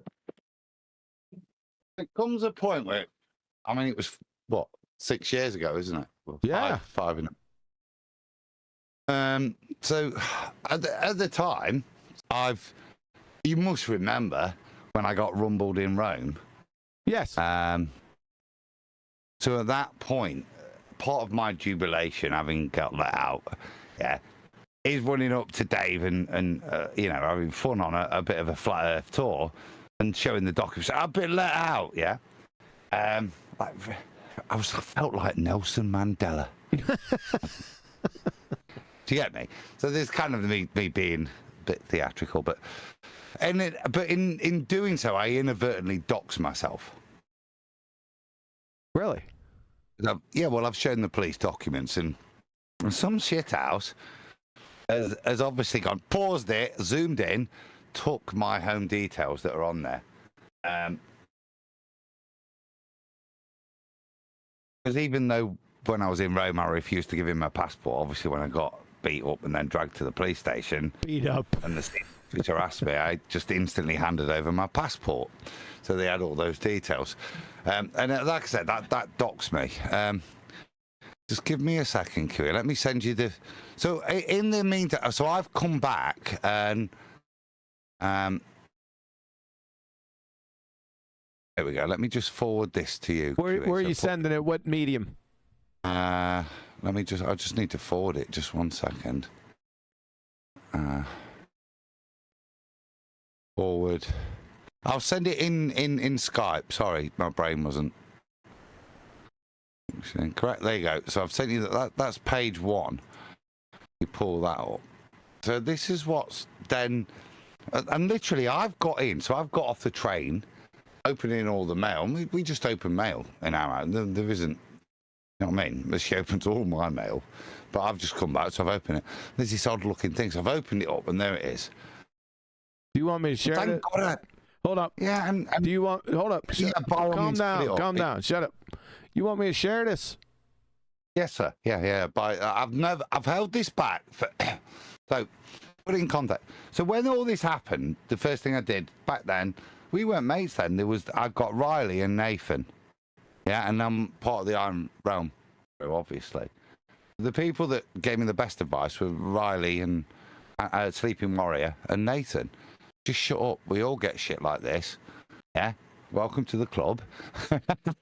Yeah. Right. And yeah, exactly. Yeah. So if you've got it on screen now. I don't. Hold up. Let's try it with Discord. Let's just pray to God that nothing happens. Let's go to. Let's set the scene a little bit. It's 2019. The Flat Earth Conference in Amsterdam has occurred in September, where I met Jaren and lots of other people. And at this point, the Flat Earth bus that's doing the full tour of Britain and Europe meets up in Amsterdam. I then go home and then go back as the tour continues. So Dave, allegedly Dave, he's on the tour through Bosnia where he's really quite famous. And then I meet up with him I land in Milan, and then we go to Venice, and I meet up with the tour in Venice. And then we continue for a bit and end up in Rome, which is the point where, you know, wherever we went, we're setting stuff up, putting the banners up. So in front of, in Venice, we're trying to set it up in front of, in St. Mark's Square, but it never went that well. Never went well anywhere. There's many a story. But normally you didn't get beat up. The police were quite, really quite nice. But we get to Rome, and so this kind of happens. And it's kind of just like a minor inconvenience. If, in all honesty, it's like 3-4 hours where this guy basically, as the African migrants who sell you lighters around the Colosseum will admit to, this happens to us all the time. Don't worry, as they say to the rest of the guys on the tour, he'll be back in a bit. They just drag you down the station and then let you go, which is exactly kind of what they did. I enjoyed the tour. Thank you. Thank you. Appreciate that. Thank you. Appreciate that. I want to focus. I want to focus on this headline right here, because this is so you. This is how I think of you. Also, they couldn't. I'd like to talk to the person that put this here. Cannabis smoking flat Earth pharmacist hippie resists arrest in Rome. Laughing my frigging ass off. Well, we'll get to that bit, because these are some of the threats that remember, look at the top of the letter. It's addressed to my wife. I don't want to go to the top of the letter. I love this. This is... Yeah. I mean, that's shocking. So just because I'm an exponent of the use of CBD and the use of Rick Simpson oil in the treatment of cancer, which I'll stand by, and I've spoke to my regulatory bodies about, yeah, and I've cured my dad of prostate cancer doing that, yeah. This is the button they're trying to trigger. Something I stood up in front of people in the Birmingham conference and told them about. You know what I mean? It's part of my journey here. But these are the buttons they're trying to press. But go to the top, because that's the main button. They're not even addressing me. They're addressing my wife. And who's addressing my wife? The Babel Group, London WC2. And this does end up with the police, who say this is just, we can't trace anything because we didn't even actually look. No, they didn't say the last bit, but you can kind of surmise it. But you read it, QE. Yeah. This lands on your doorstep. Yeah. What do you do as a family? I was going to say I'd read it, not you, because I can actually read. And it's better than... You, Nathan Oakley, me, mister. Okay, from the Babel Group, London WC2, Marie, we are sending you this letter as we think this approach most likely to achieve our aims. What? We are sending you this letter as we think this approach most likely to... That is glue sniffing. Yes, it is. By the way, Flatsy, you see why Flatsy's in on the book, ladies and gentlemen? You see that? She knows that sentence is not correctly constructed. Great job, Babel Group. You need to start to learn to babble. We are sending you this letter as we think this approach most likely to achieve our aims, you friggin' globetard morons, illiterate idiot. Our initial idea was to contact the press, Adam's business partners, and the Royal Pharmaceutical Society Board of Ethics. A few members of our circle suggested we tried a direct approach to avoid publicity and harming the family unnecessarily, but still reach the same outcome. The outcome we want is to make sure that Adam no longer promotes flat Earth and associated conspiracies in any format at all, ever again. The reasons. Just sit there. Stop. Stop. Do you hear that? There was some more grammatical errors in there. I'm just gonna go ahead and say these people are globetards. Yep. Go ahead, Adam. Other than their inability to spell and threaten correctly, if we could recognize what, imagine that. Right? And this is my point. That's the whole point there. Whether it's money, whatever, these people are prepared by any means. Even me doing this. Look at what. Just keep going. It's fun. You can keep going. Because what's going to happen now on this page is the reason. Well, give it. Actually, this is good because this is fantastic. Actually, in terms of their mind, where their mind's at. The reasons.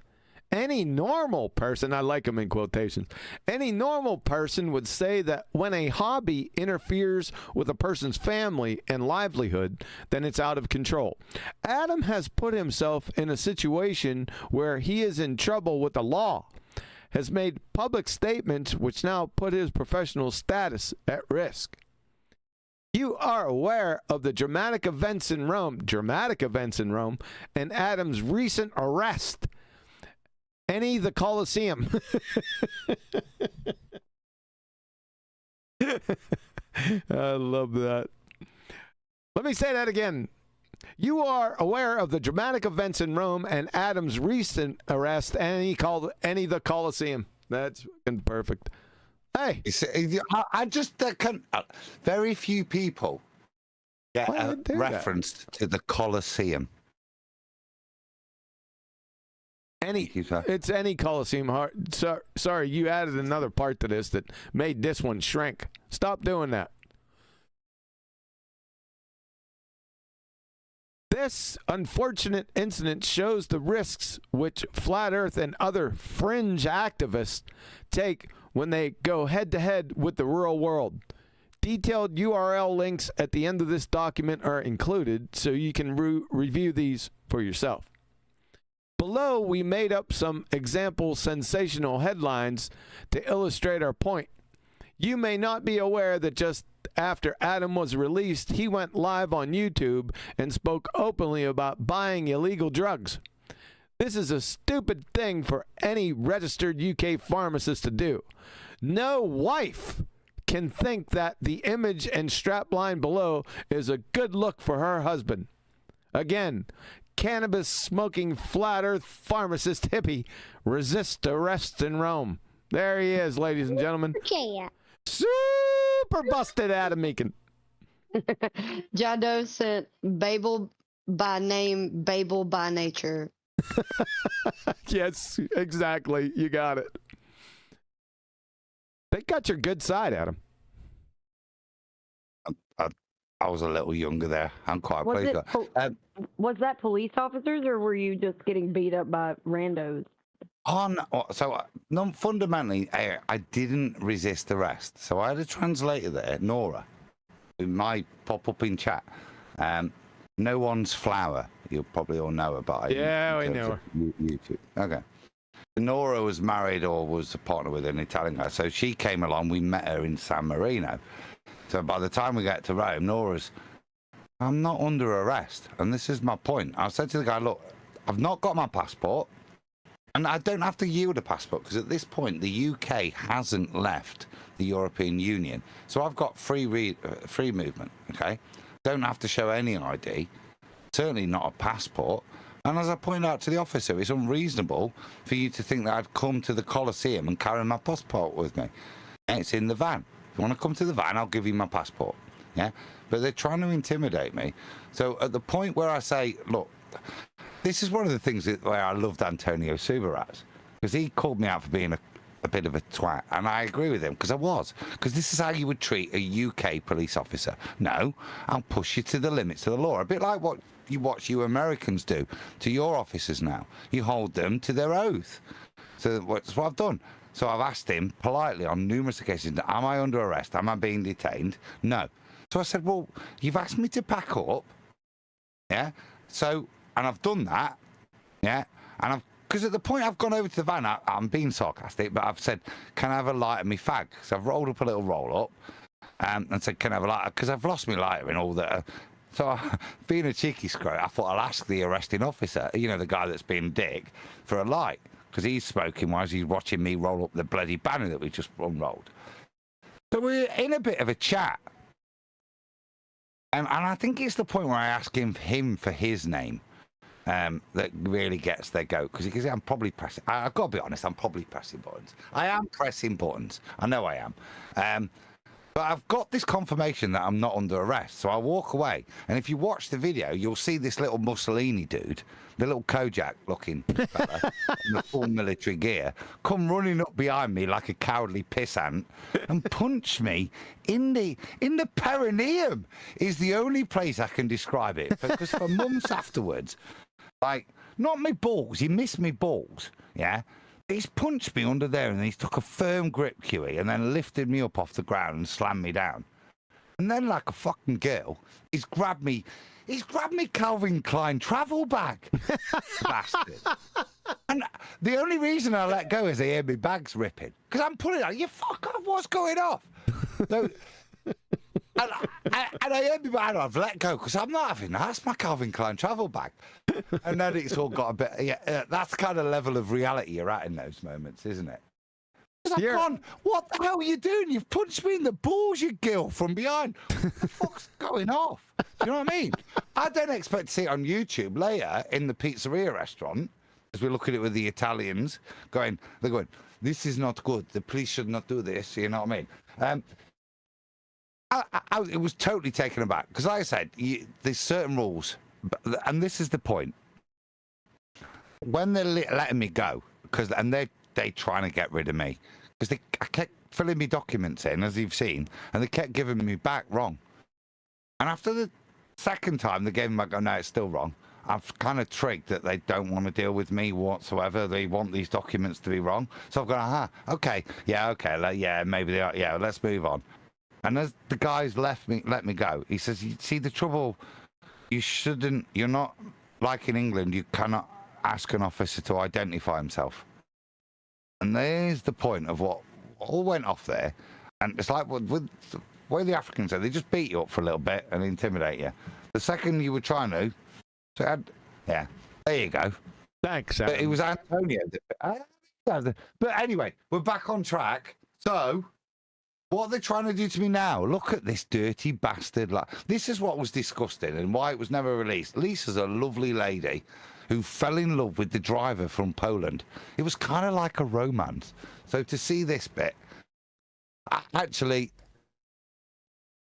don't share too much because it's not an indictment of me. It's an indictment of her. They made nasty things about her and made out nasty things. What do you mean don't share much? What don't you want me to share? That's fine. Don't go through the detail that they said we could say that this happened because that's just disrespectful. So how far should I go? Right there, that's it. Absolutely fine. Yeah, where you've got that picture. Let me send you another one. But wait a second. We're not done with this. I like this headline too. Love rat. Shut up. Love rat hippie pharmacist leaves family in UK for a debauched sex, drug, and conspiracy-fueled tour around Europe. Wow. Huey, you sure are making light of this.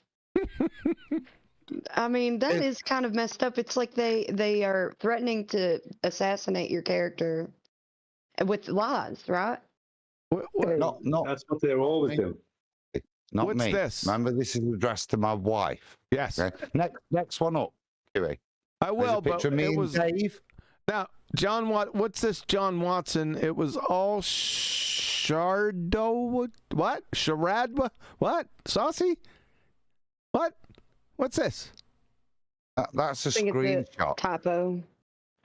That's a screenshot, which is just from the YouTube thing they've taken it from.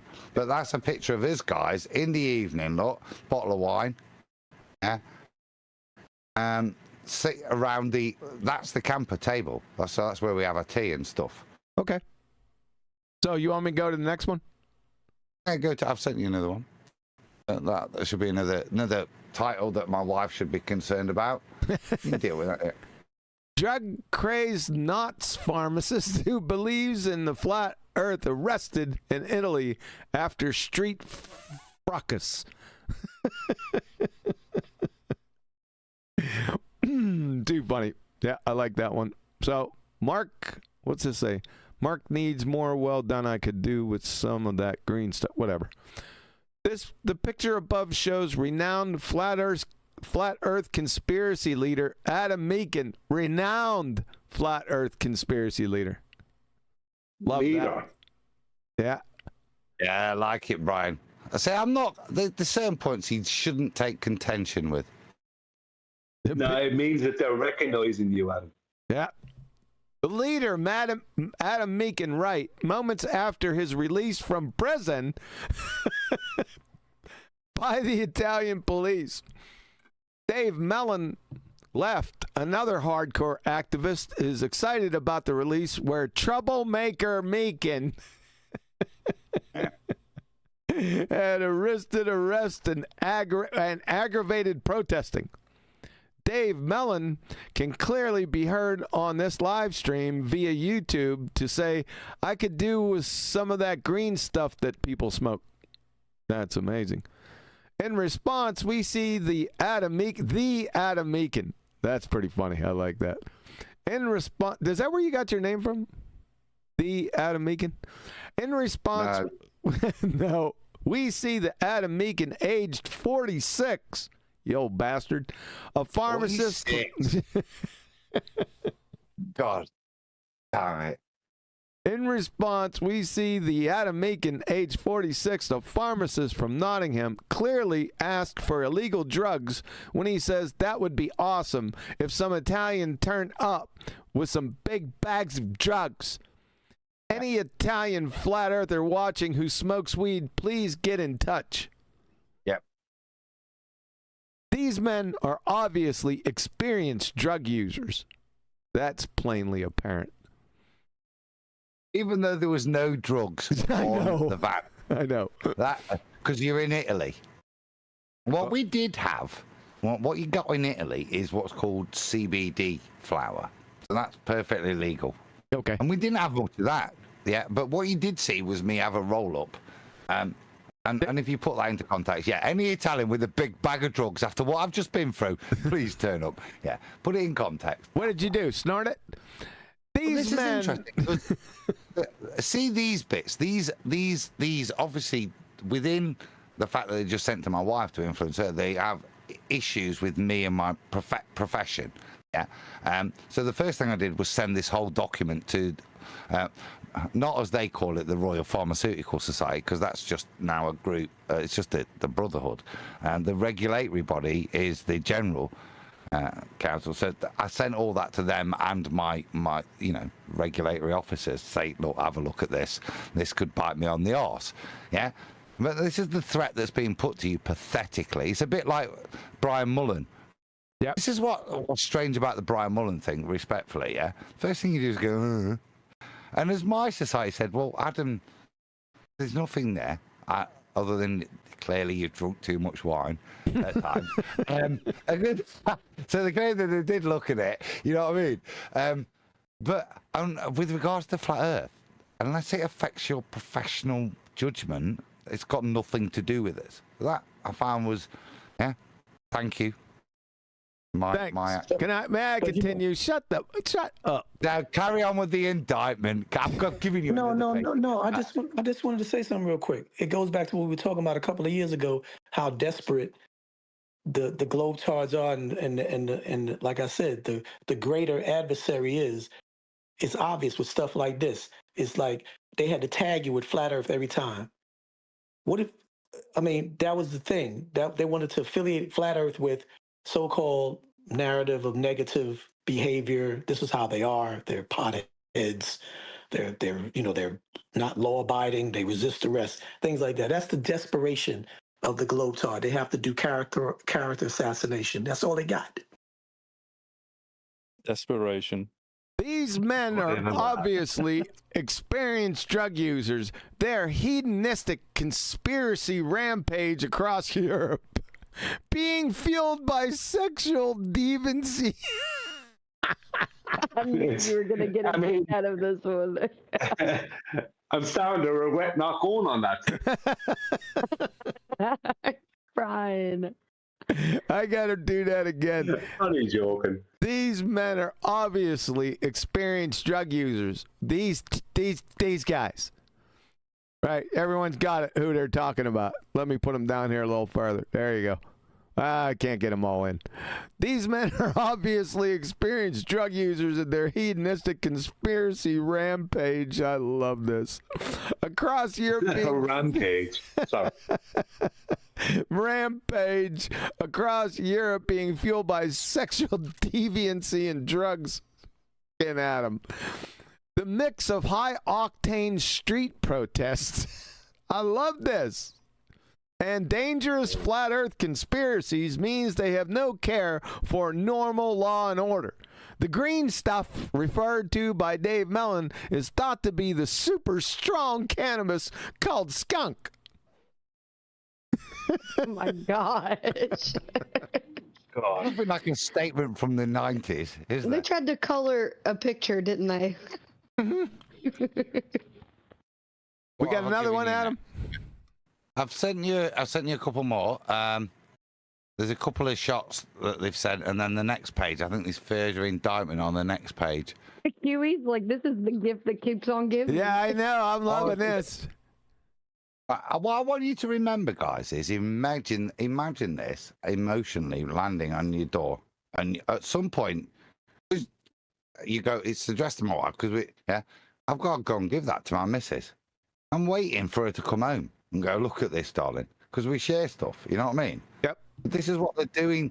Imagine it getting to my wife first, then me having to explain to her, but look at how scummy they behave. Look how low their standards reach. The next bit, because I am midlife, so the next see, that's the guy that I asked for a light for. You see, I've come over to him. Yeah, that's that guy. Scroll down then, QE. I want arguing with the shut up. Arguing with the plainclothes policeman. Angry gestures. What the hell? Run-on sentences. Yeah. There he is. Kojak. Look, Kojak. Imagine him hitting you in the perineum. The perineum, that cracked me up when you first said it. That was hilarious. Policemen ready to arrest Adam. What? What am I being arrested for? Not rolling the fucking signs up fast enough? Or asking for a light? Oh, here we go. Oh, we're missing a part. I'll just start here. We all know that men reach a midlife crisis stage. A drug-fueled, sex-crazed conspiracy rampage. In the midst of a midlife crisis. I knew that opening line would get a titter or two. Yeah. We all know that men reach a midlife crisis stage and want to recapture some of their lost youth and end up doing a few out-of-character things. It's not surprising that this results in some hijinks with sleeping around, being arrested, and taking drugs. This is outstanding. We think Adam is trying to impress his group of new, young, and radical flat earth friends. We see them as the worst sort of people you could find for a friendship group. These types of narcissistic, shout out to Nathan, troublemakers, unemployed and employable criminals, con men, and people living on the edge of society. Period. What? I'm telling you, they're glue sniffers. There shouldn't be a period there. There wasn't a complete thought. As a group, we do not see Adam as being one of these hardcore types and hope he can mend his ways. You better mend your ways, mister. You know, and in the 6 years since then, I've tried. I really have tried my best, but I've failed, haven't I? Yes, you have. Just wait. You've got to. We'll get to see how I've failed. Well, you've given up the drug craze and the sex fuel part, but there's still a conspiracy rampage, supposedly. He's still a sexual deviant. Please take a look at this image above and reflect on the question, are these the types of people your husband should be mixing with, and would you like them in your house or meeting your children? What, these Before two? we move on that's fine. Can we make a distinction between deviant and specialist?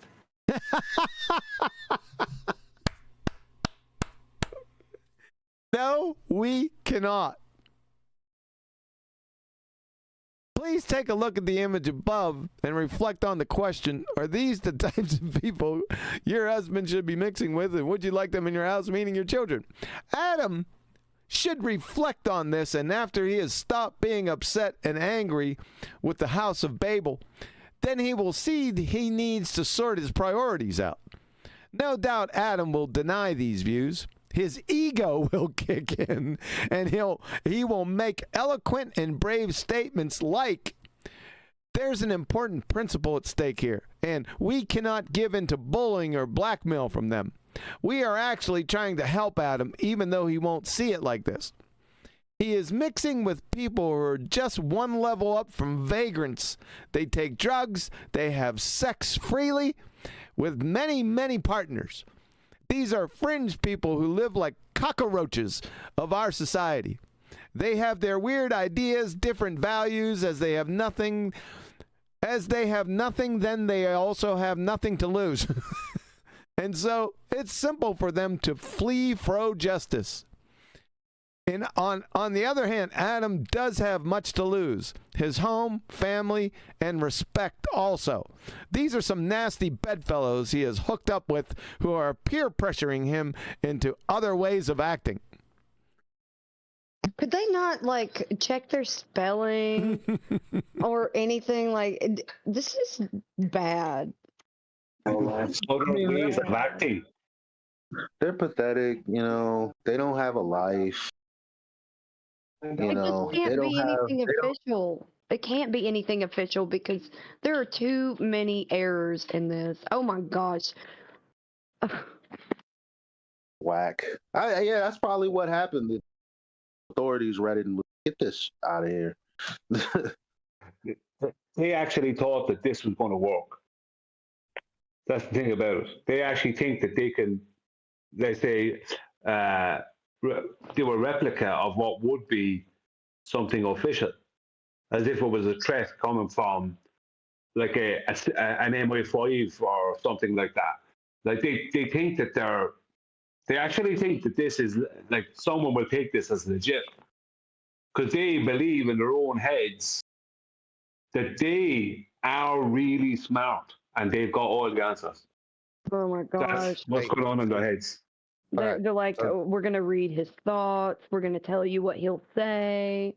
We are going to be misspelling and using run-on sentences the whole time.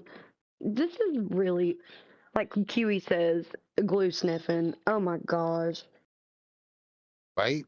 Because you're yet to hear the offer.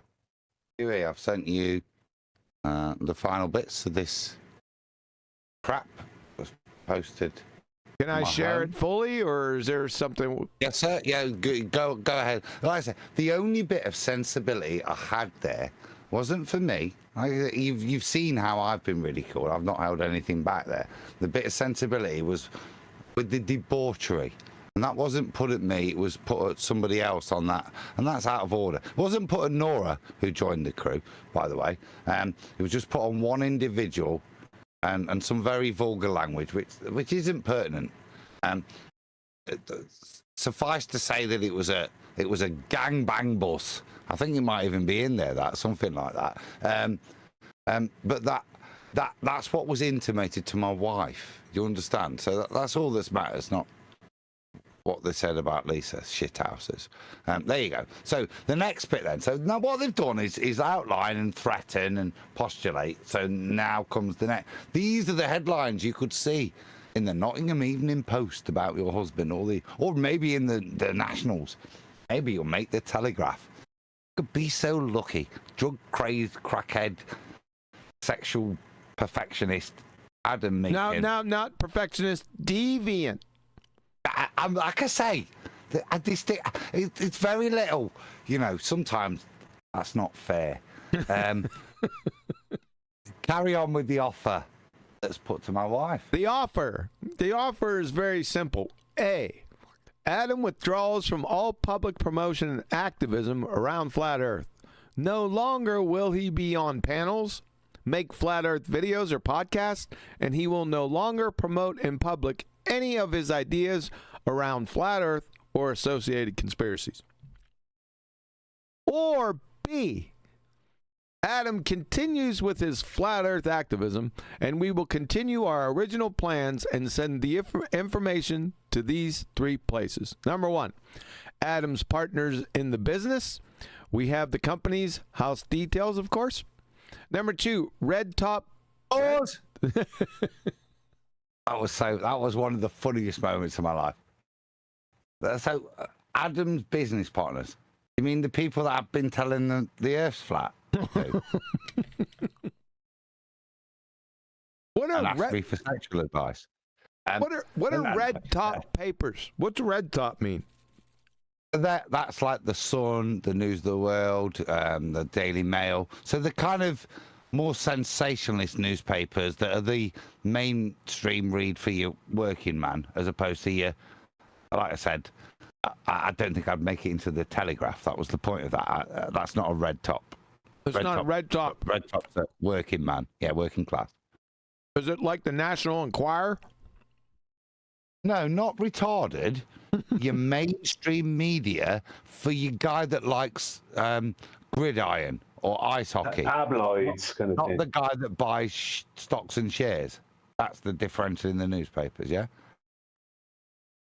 In Brian's case, it'll be the bloke that goes to Aldi or Tesco's. Yeah, it's not a broadsheet newspaper. A tabloid. Sensationalizing things. I got it. So, number 2, red top papers like the Sun, Mirror, and Mail. We have contacts at these papers who have expressed an interest already. Number 3, provide the Royal Pharmaceutical Society ethics review with a number of breaches under the Code of Ethics for pharmacists. This is where, pause. This is where I said earlier, you know these, you go, hello, you bunch of fucking jokers. You don't know your arse from your elbow. So, see, I used to have the letters after my name, RGSV, whatever it was. I stopped paying for it after a while because you have to actually pay to keep these letters after your name. Sure. I'm not spending good money on that. What? To tell you I'm brilliant? No. What? Because you're so stupid that letters after my name means what I've just told you is validated somehow. Yeah. I got that point earlier and stopped wasting money on that. But listen, there's a number of breaches under the Code of Ethics. You friggin' sexual deviant. No breach. There is no Code of Ethics under the Royal Pharmaceutical Society. Adam's a sexual deviant.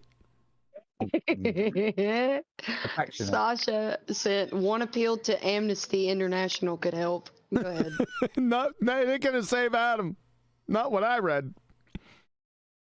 So I'm not asking about that. The point here, I'll make it succinct, is this is where you know people are bullshitters. So you're getting through all that, and you go, oh, that sounds good, doesn't it? Unless, of course, you know what you're fucking on about. And this is the point. The RPSGB was the regulatory body up until about 5 years before this letter was written. And then it became the General Pharmaceutical Council, a bit like the General Medical Council. There was a realignment of things. And so there was a transition between professional representation and a regulatory body. I bet. You get me? I bet there's some transition, you vixen.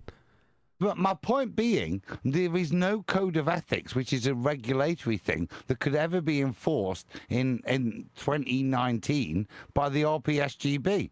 So I know these guys are now chatting shit. You get me? Yes. Even if they have got people in contacts who are in the red tops. Adam is a UK registered pharmacist, and as such, there are ethical and legal aspects to registration. You see here the evidence for his illegal actions, and then there are matters of bringing pharmacy into disrepute. I like that. The press coverage from the Sun, etc., will enhance these aspects and add to the view Adam may be potentially dangerous due to fringe beliefs like cold moonlight, which he holds. Oh, we've got to stop there. Oh my God. That is hilarious, Adam. You have, oh damn, the ultimatum. Whoa there. Where's Brian? I don't know. Read that last sentence again for Brian. Just listen to this, Brian. Listen to this beautifulness. The press coverage from the Sun, etc., will enhance these aspects and add to the view Adam, Lil Vixen, may be potentially dangerous due to fringe beliefs like cold moonlight, etc., which he holds. Didn't you measure that, Adam? I mean, it's demonstrable. Yeah. So it's not a belief then? You fringe. All right. Let's get on to the ultimatum. The Bourne ultimatum. You have, sir, you frigging vixen, until 15 November 2019 to decide. Not me. Pause. Right, and this is really what I want you to get over. All of the, whether it's money or whatever, I don't have, do I? It's not addressed to me. This is addressed to my wife. True. You have. You. To my wife. Yeah. You, Marie, have until 15. Any man with any pair of testicles beyond infinitesimally small would have issue with this. Do you understand? See what they're doing to us? It's reasonable to be angered at this point. Yeah. And they're doing it on purpose. Not addressed to me, is it? The cowards. You, Marie, have until put your wife into a position. You, Marie, have until 15 November 2019, year of our Lord, to decide on either A or B. Once decided, you either do nothing or you make a very public withdrawal from the flat Earth. You can give the actual reason or an excuse. We do not mind, it's as you see fit. Adam, the vixen, must make a clear public break from all of the flat Earth, turning his back on Iron Realm, Nathan Oakley, and the rest of these idiots. I love it. The charge. You know what the most That's it, isn't it? There's the ultimatum I've been talking about. What do you think's been put? Whether it's you have to do this because we'll destroy your family, or look, we'll just keep attacking you. We'll prove you are a bloke. We'll prove this to you, Darren. We'll do this to you. Or take this golden ticket. Now, if you take this golden ticket, it's not like just as simple as Ad's offer was, which was to fuck off, yeah, and have nothing to do with Iron Realm, Nathan Oakley, or the rest of the idiots. We've actually moved on a bit. So what we're going to need you to do is actually attack the rest of the people in your community. That paragraph is exactly what's put to people. And if you think there's any difference to 2019 people than today, you're very naive, aren't you? Unless, of course, you can't say for sure and without a doubt why you know the Earth is flat. And good evening, Nora. Good evening in the chat. The thing I'd like to highlight here is that this happened 6 years ago. If someone in our community was doing that, they'd be called out and shown up, and there'd be no keeping them aside or keeping any of this aside. At any point, Adam, has any of your opposing side he ever approached you privately, even to say anything about, give you some indication of who actually was behind it? Because this is just disgusting behavior. Supercharges against the sexual deviant. Oh, sorry, I had to run back. Prices of Adam sent super threat. Yeah. The charges. Adam, you see my point. Sorry. Jesus, I'm trying to continue. I just want to look. Just to address Brian. If you see my point, that the opposing side in 60 years have never said anything. It's like they know who's behind this, they know who did it, and they're all quite okay about it. Now, do you know what I mean? They're okay about that. They're okay with contacting somebody's wife and trying to put that person into fear and lead that person to believe things that aren't true. That's messing with someone's family and messing with someone's livelihood, threats to that. They're okay with that. Okay with that. If I heard someone on my side doing that, there'd be no way I'd be keeping quiet. You don't do that. Exactly. They're okay with that. I'm with you, Brian. I'd hit him with the whole 9 yards. I'd hit him with the whole 9 yards at him, a spell checker and a grammar book. Yeah. I'd send party around and say, No, if you're going to make a point, make it at least grammatically correct. If you're going to make a threat, at least make it grammatically correct. No sentence fragments, no run-on sentences, no typos, and your apostrophes better be in the right place. Mister, friggin' vixen. All your punctuations. There's so many more punctuation. Go ahead. The charges are why he needs to be stopped, and right now makes absolutely no sense. Stop that, Mother Crusher. Why do I need to be stopped? Let's find out. Because you are the threat. This sentence makes no damn sense. It's incoherent. The charges are why he needs to be stopped, and right now.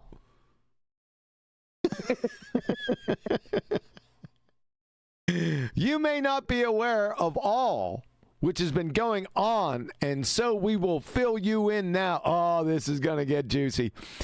If you had watched 100 hours of audio and video footage as we have, then you would get the idea. We have some significant resources at out disposal. Is that a trash at out disposal? Is that the trash compactor outside? At out disposal, and we use them for the good of society against sexual deviance. Number one, Adam is a regular panel member and participant on Flat Earth Debate Show hosted by Nathan Oakley. Oakley is a reprehensible individual and treated an elderly gentleman as follows. Fuck off and die, you old git. I hope you get cancer. If you lose the debate, we can eat your dog. It's brilliant. I can't remember half of this. This is fantastic. If you lose the debate, we can eat your dog. You are my bitch. And you fundy retard old man.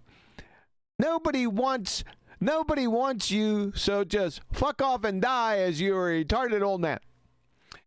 Nathan also creates a live fantasy scenario. Can we just pause there? We got to pause there. Because see, now, people may point out that because I just got it, QE, right? I understand this bit. So people may think, well, Nathan, you're being unreasonable there. What I'd point out to you is who he's talking to. He's talking to Alan B., right? The guy that comes in with the name Alan B., which is a well-known societal homosexual, who has kind of political opinions, and he puts on a fake act that he is Alan B.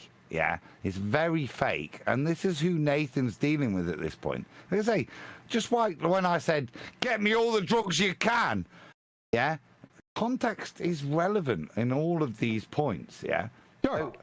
I thought that's not to say that Nathan is too vulgar, but because he is. But at this point, he's talking to Alan B., ladies and gentlemen. If anybody's got any decent level of mitigation, and you know who Alan B. is, That's kind of a level of acceptable language to this guy. Yeah. Yeah, I remember that old git. It's quite cringy to me. I don't think that it's warranted. Alan B. Such a way, though. Sorry, Flaxy. No, I was just saying, I don't think it's warranted to speak in such a way, which I know that Nathan's kind of cleaning it up a little bit. But I don't necessarily like that type of language myself, so just saying. But that was all. If it's Alan B, I can guarantee you he was getting off on it. Historical context is important there. Flaxy just said, I know he's trying to clean it up. Yeah, from what? From where we went and who set the standards of that vulgarity and use of just profanity unnecessarily? Yeah? It was the ballers, yeah? And as we've crept in and we've demonstrated for sure, without a doubt, that the Earth is flat, yeah? We're also addressing that, yeah? Thanks to 10th. Thanks to QE. I mean, look at his language moderation over the past few years. It's amazing. Exactly. Go listen to QE's debate with Rumpus, and you'll hear a different man. Shut up. This is 20. I know. This is 20. Shut up, too, My wife laughs at when I used to listen to Nathan back at these times. She'd laugh her arse off, yeah, because she could hear what was going off. She's not retarded. It was in context for her. She would say, "Oh, he is too vulgar," but she understood what was going off. She's not stupid. She understood somebody. What we're coining it now is the phrase wankers. So Alan B was one of the original wankers, a bit like the rumpus. Somebody that's not there to be genuine. Somebody that's going to push your knowledge, yeah, and your ability to reason shit to the point that sometimes you'll give up. That's what those guys did back then. That's why they've gone now, because we've destroyed every bit of argument they had with logic, because we saw through their bullshittery. That's why they're gone. Good. Nathan also creates a live fantasy scenario in which he undertakes the anal rape of a younger man who also calls into the debate. What? He undertakes the anal. That's actually. Did they know what they were writing? What did I just walk into? Now I understand why QE was rushing to get to the next bit. Oh my Do it again. Do it again. Do it again. Nathan also creates a live fantasy scenario in which he undertakes the anal rape of a younger man who also calls into the debate. Included in this fantasy were Nathan's crew, with Adam helping to sit on the young man's arms and legs to hold him down as Nathan then anally raped him. We are not joking. You're gonna get censored. You're going to get censored on YouTube saying this stuff. Adam. It doesn't matter. We can edit it. If the truth of the, and this is important, Flatsy, so for YouTube censor, what's being read out here is the threats and the misrepresentation put to my wife back in 2019. This is not a claim for us. We're not saying we're doing. This is just a statement of fact of the malicious letter that was sent to me and my family, directly to my wife. Okay, so whilst it may be offensive, and when we discuss the Holocaust, there are certain things that have to be outlined. It's not us that are condoning it; it's what's being put to us to intimidate us. So there's no problem, I don't think. Thank you for that chance to mitigate for YouTube, Flatsy. We must ask, are you happy that your Adam is associating with them so freely? Would your children be shocked to listen to these debates? Adam calls these people his friends. He aligns with them publicly, which again calls into question his judgment.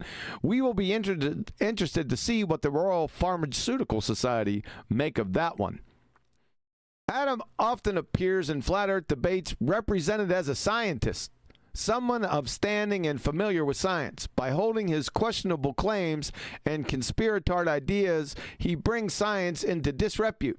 He has made many, many claims in direct opposition to mainstream thought and accepted paradigms.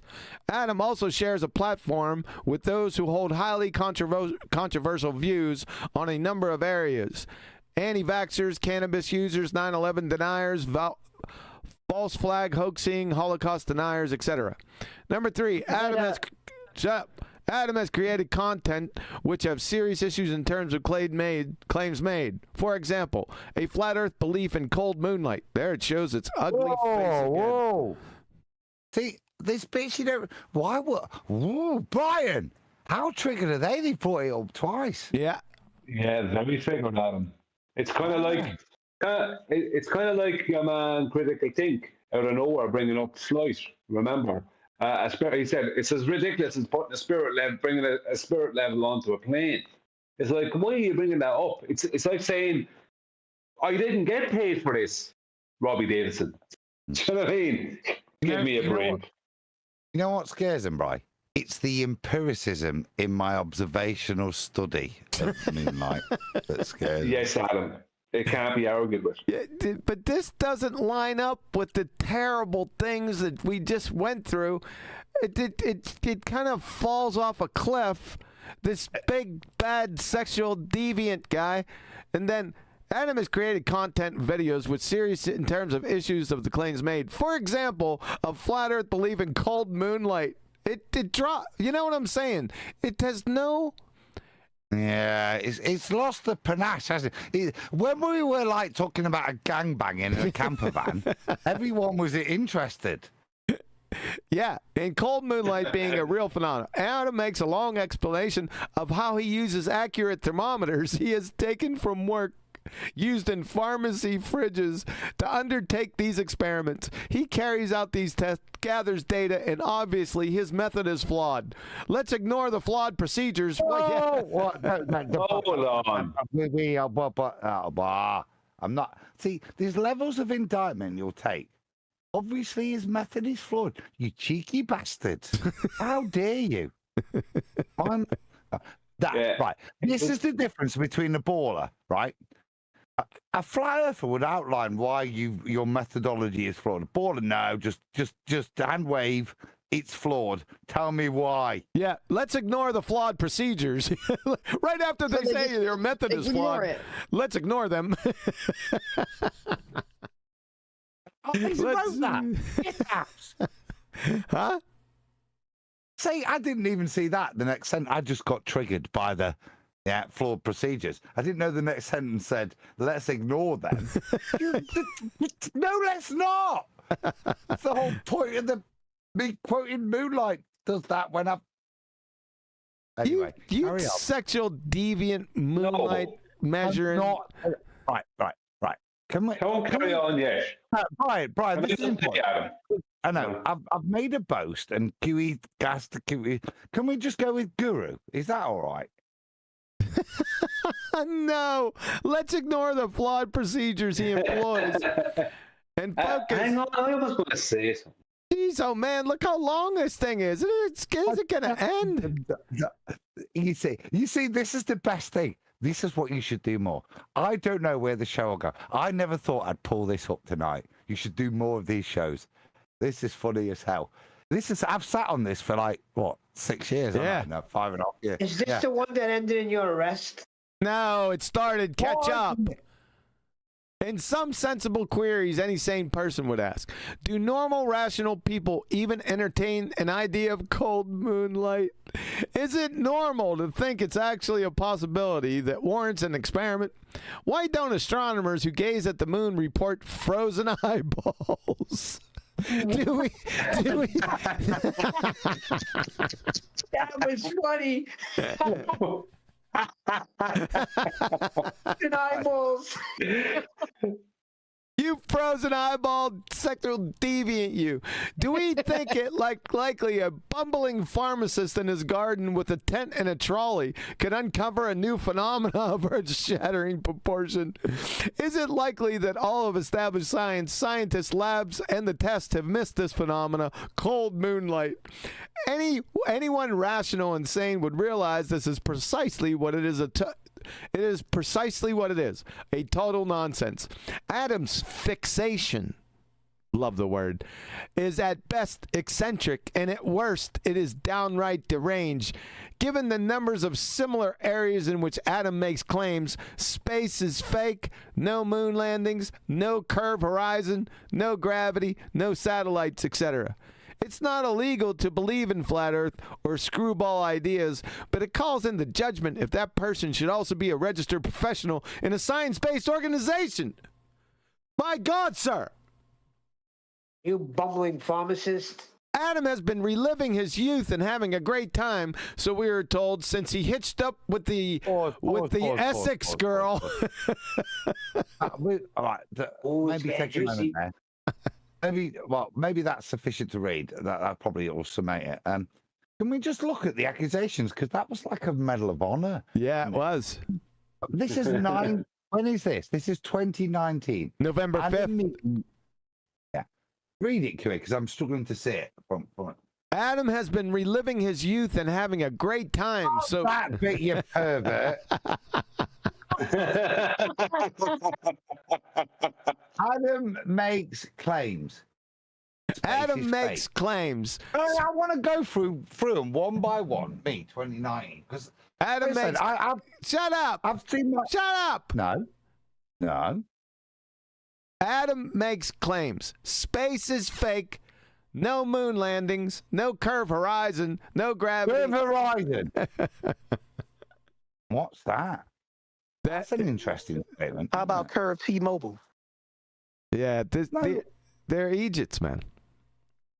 I can give posthumous explanation. I don't know. If somebody cited me, no curve horizon, I'm wondering what I'm thinking in 2019. I'm prepared to indict myself. Because like I say, 2019. What does that statement mean in 2019? Who cares? Let's get on with it. No satellites. Perfect. Well done. That tells you where we're at. Yeah. Not flat Earth elevation angles. Yeah. But look at what's being cited in 2019. That's what. Shameless plug. That's what's going to be great about the book. All of this journey, yeah, and what we've added to it from 2019 is going to be in there. The citation. Carry on. Adam has been reliving his youth and having a great time, so we are told, since he hitched up with the Essex girl, Lisa, on the Globe Live tour bus, or Love Wagon, as they call it. Love Wagon. Love Wagon. The Love Boat. The Love Wagon. Part of the attraction for Adam, of course, of attending the tour and doing what they call flat smacking or street activism is the sex, baby. That's what it comes down to. This is hilarious, yo. This is hilarious. That is wild. Remember, it's not fucking hilarious in the bastard slightest. This is a letter sent to my fucking wife. Yeah, this is wild. Okay, Brian. Okay, Adam. So everybody else chuckling. I say this, and you gonna respond like that. You know what I mean? That was for the audience, not you, D. Do you understand? I don't know, and let the audience know. I don't mean hilarious like good for Adam. It's hilarious in like the epitome of like just low scumbag, low level diabolicalism on their side. No. I mean, somebody said that to my ghost. How did you get that? How did you get that out of this letter so far? Superchat. Super Captain Obvious. Okay, so John Doe said, surely we insert this letter as one of the chapters in the book. Oh my God. Yeah, it might be this one. We'll call it the Love Wagon chapter. Oh my gosh. I have no life, man. We are sorry to be so blunt, but there is no other way to say this easily. Adam and Lisa have been sleeping together since the Amsterdam conference. Oh my God, man. He first met Lisa on the Amsterdam trip, and this is where they started having the affair. Adam is now seen as a big man on the flat earth scene. He is famous, mature, and his renown attracts the younger single women or groupies, like Flatsy. You gigolo. You go, girl.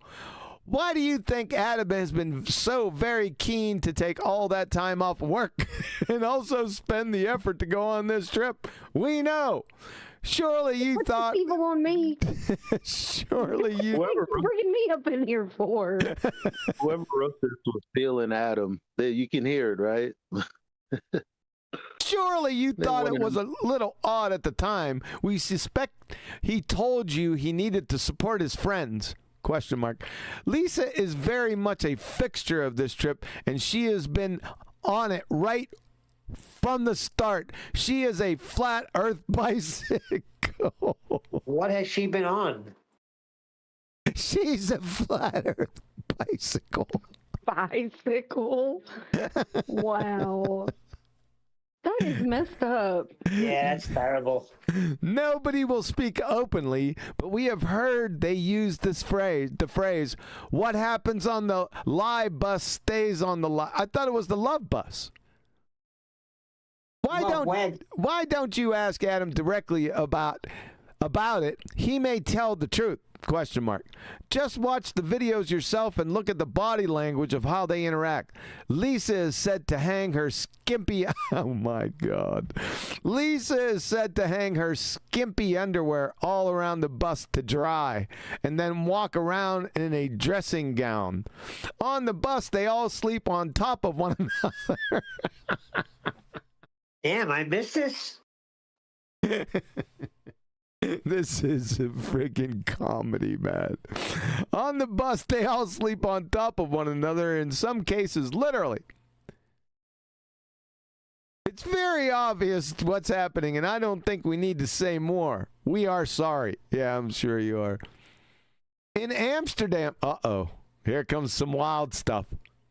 In Amsterdam, shout out to Betty. In Amsterdam, Adam again created controversy. Just pause for a second. Because I don't need to justify stuff, but there was just a memory that came back in, because Nora's in chat.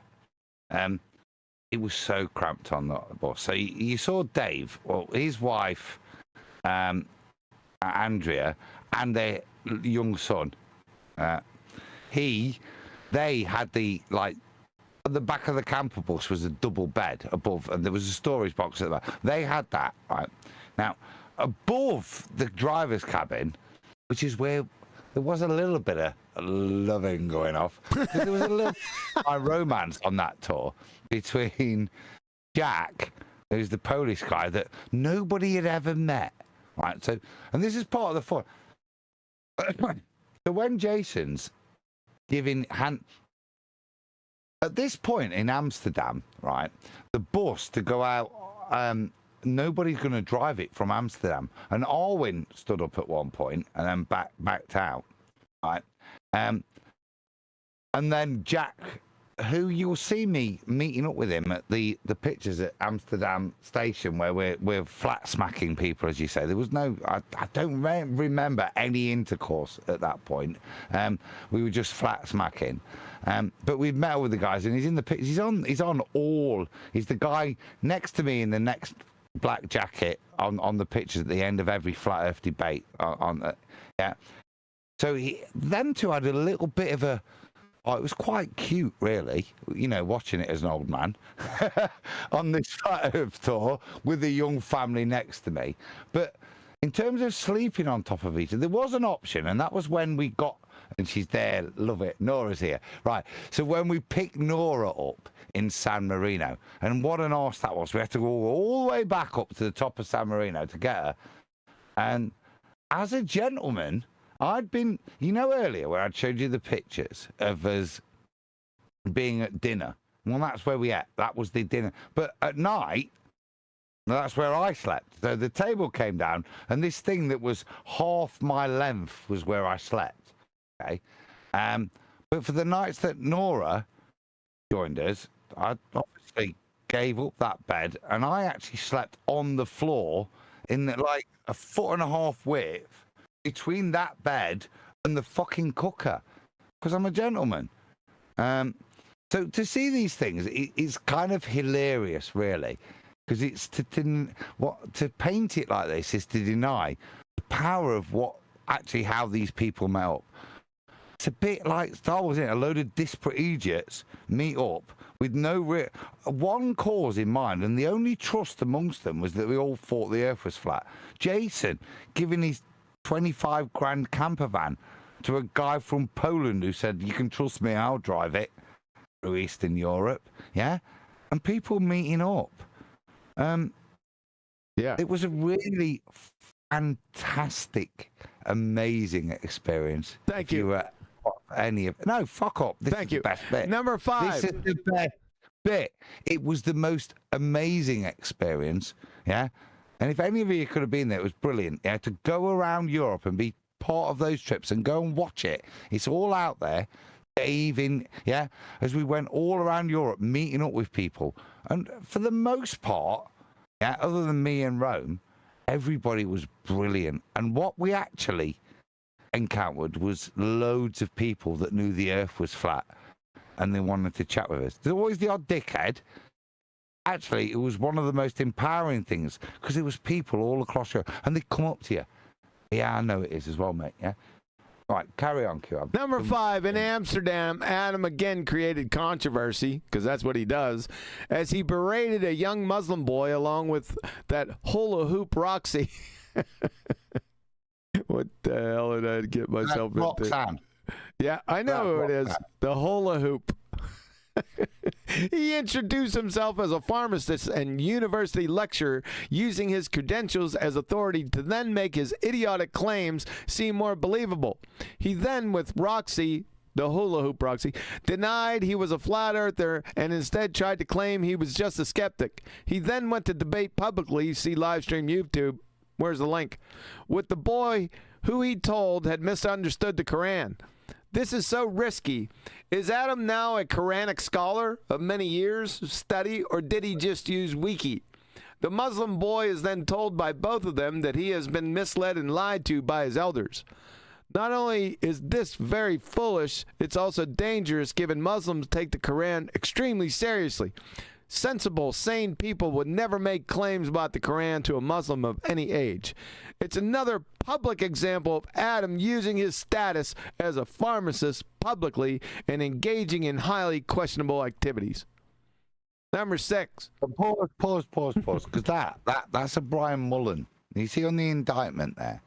I forget the Islamic issue, which is to demonstrate to a Muslim what the Quran says. It's like showing Pastor Will Duffy what the Bible says. There's no indictment of what you believe, what you don't believe. It's just saying that's your scripture. You tell me you believe it. This is what it says.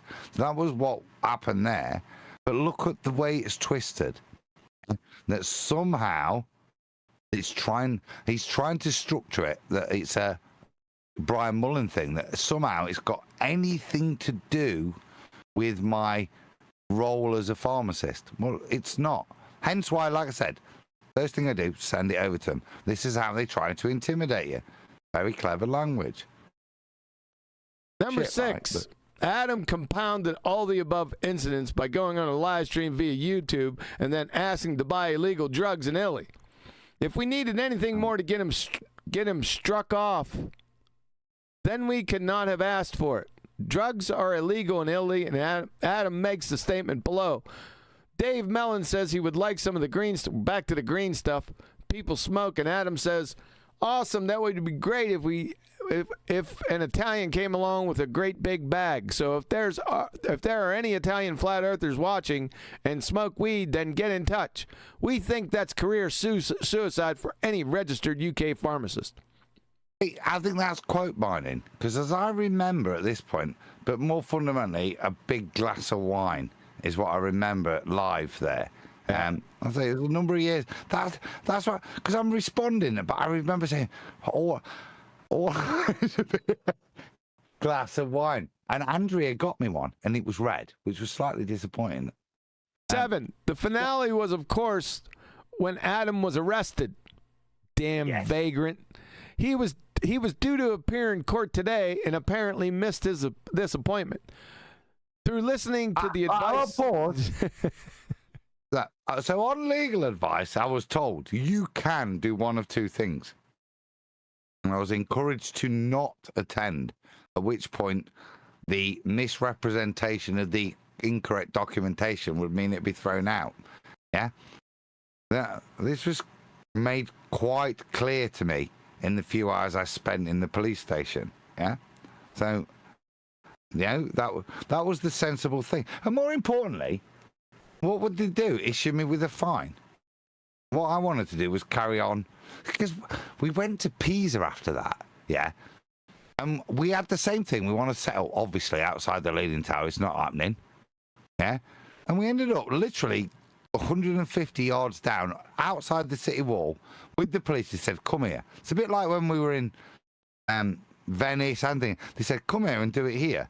We bought them a cup of coffee. We had a chat with the police there, and we said goodbye when we left. Yeah, for a great day. Honestly, great days. I should tell you more about this day. So many people, right? When Nora hadn't got there. When we're at the top, right, of San Marino, which is like a principality, it's the last remaining state. We're looking out, and we go all the way to the top. We have to get cable cars, so we're lugging all the banners up, and we engage with Japanese students and all this. And all of them, after saying, what we said was look out. And we looked out from the top of the mountain, this flat vista. And it was the most amazing moment. All these people going, no, because there was no earth curve there ever. It was great days. Anyway, carry on with Through listening to the advice of his flat earth chums, we told him it didn't matter. He didn't need to attend, and he could always, if necessary, defend himself using his civil rights.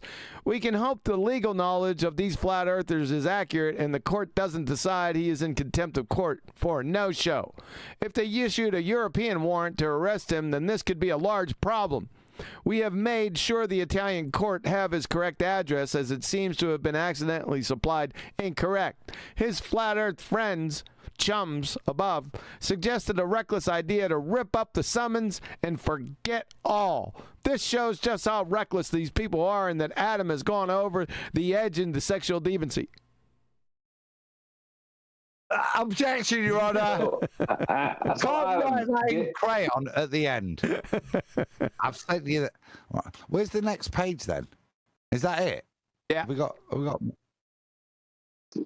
Yeah, it ended at a nothing. It's like we ratted you out to the police in Italy. That's all I heard. Rat people out to the police. You got. I don't know where you get that. I got my pitchforks and like torches ready. Adam, I'm coming. You got 20 minutes, young Adam. Oh, just give me a minute. I'm just trying. You got 20 of them. You sexual deviant, you. Batsy, you know. You get on the love bus. The word perfectionist is a lot more. Perfectionist. There's no problem, baby. Yeah. All I got from Adam was that you were, according to them, you're on a drug-fueled, conspiracy-laden, love-wagon orgy rampage. That's what I got from all that. Oh, and you're an ice moon believer, supposedly. The ice ball moon believer. Unbelievable. The word deranged was in there as well. Because I've not held this as some kind of legal document that I need to call it. As you can see, all I've got is the pictures I took back then. So I'm just, and I've pulled the pictures out. I can't find where this page ends, 7, 8. What I've got is, let me just go through it, and I'll see if there's I can't. There's maybe that's it. No, that's just for a final example of the sorts of people surrounding and leading Flat Earth. We come to Dave Murphy, who is Dave Murphy's. Oh yeah, so Dave's who met up with me in Venice. So what's he saying there? Who is worshipped as the great big boss. Dave's the guy with all the money on Nathan's thumbnail today, and yet he drinks his own urine. Oh, this was one of the big indictments, wasn't it, back in the day? Yep. Flat Earthers drink piss. Adam has a clear choice. Drink the piss or don't drink. No, that's not. Adam has a clear choice to make, and interesting as these alternative people are, he can either normalise his life or give up his family, whatever. That's not the page. I don't know. I've got the document somewhere, so I will find it, and I'll take... Like I said, take proper pictures of the whole thing so it's in order. You know, the worst bit was that the bit I tried to avoid was in that indictment. I wondered where it was. See what a shithouses they are. See what, you know what I mean? Just to call her like that. The last page, I'll get it, QE, 1 second. Oh, brother, I've had enough of this already. I had enough of it at the first kind page. of done. Hopefully you get the point. The point is, these people sink to nothing. They're scared, Adam. That's the point.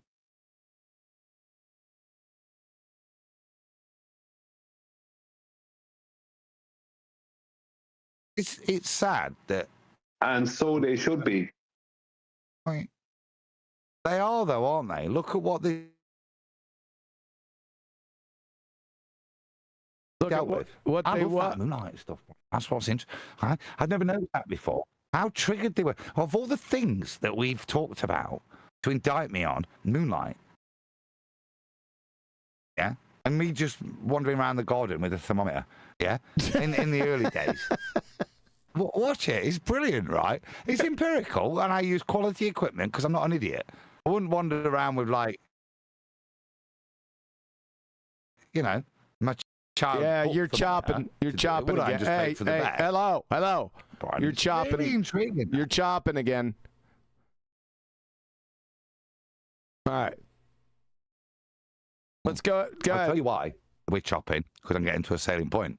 Yeah. Because what is within the Moonlight thing? What's within Moonlight, QA? Whether or not there's any validity in what I've shown, it's that, as I showed in that presentation, the initial presupposition back then has to be from... Yeah, Adam.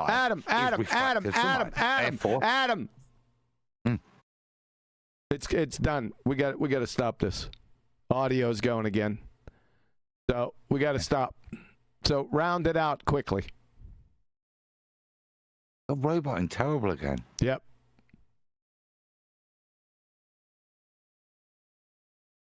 We need to round out then. Yep, we do. Go ahead, sir. Quickly.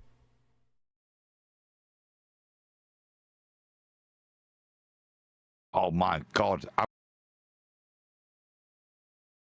right. Well, he's not going to round out. I'm going to round out. Yeah, that's what I thought. Unbelievable. What a train wreck through this show this has been. But thanks, everyone, for hanging out. Hold on a second. All right, people. Hopefully I got you back.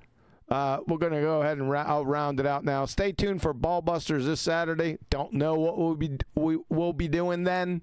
You never know. We might round it right back here. you just never know, right? So hang in there. Hope you got something out of this chopped up stream. Thanks a lot, YouTube. Appreciate that, along with Discord and OBS, for making this day unforgettable. As I said, catch you on the flip side. Saturday, Ballbusters, QE out.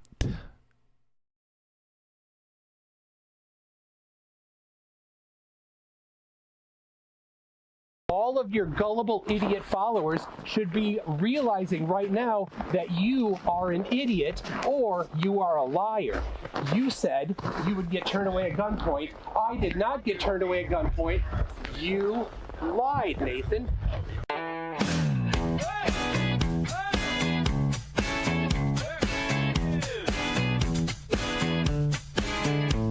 The sun is shining, he's alone, raging into his iPhone, screaming at the top of his lungs as a 24-hour sun. Oh, how we laughed in this fat land, at such a comical sight, to see the tune, the globe head goose spewing out his shite. Shouting! Where's the guns, Nathan? You promised that I see. I'm all alone here raging, everyone loves and blame. Oh, where's the guns, Nathan? This is our sick abyss. Not come on.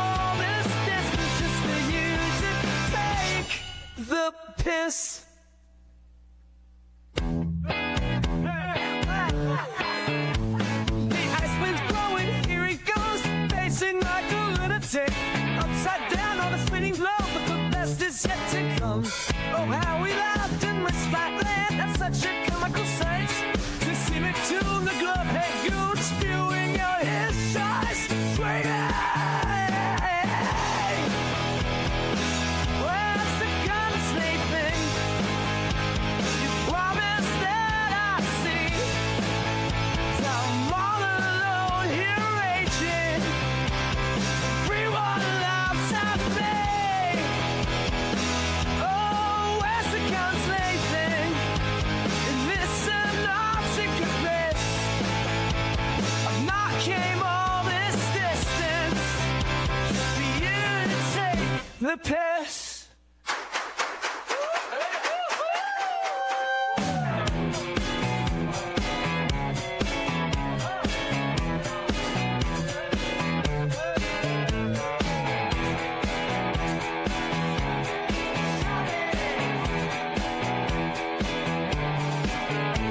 The sun is shining, he's alone, reaching into his iPhone, screaming at the top of his lungs as a 24-hour sun. Oh, how we laughed in this fat land, that's such a comical sight. To see me tune the glove, head you spewing out his shite.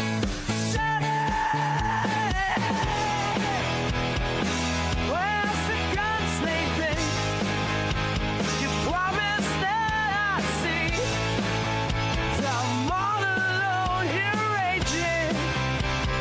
Everyone laughs at me. Oh, where's the gunsmithing? And listen off secret place. I've not came all this distance for you to take the piss. Oh, where's the gunsmithing? And listen off secret place. I've not came all this distance for you to take the piss.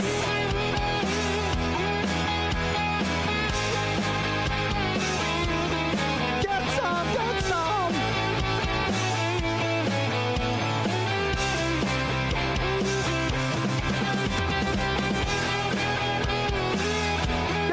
Get it.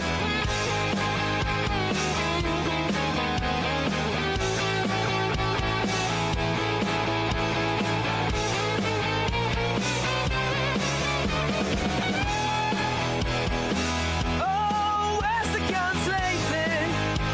And listen off secret place. I've not came all this distance for you to take the piss. Where's the gunsmithing? You promised that I see.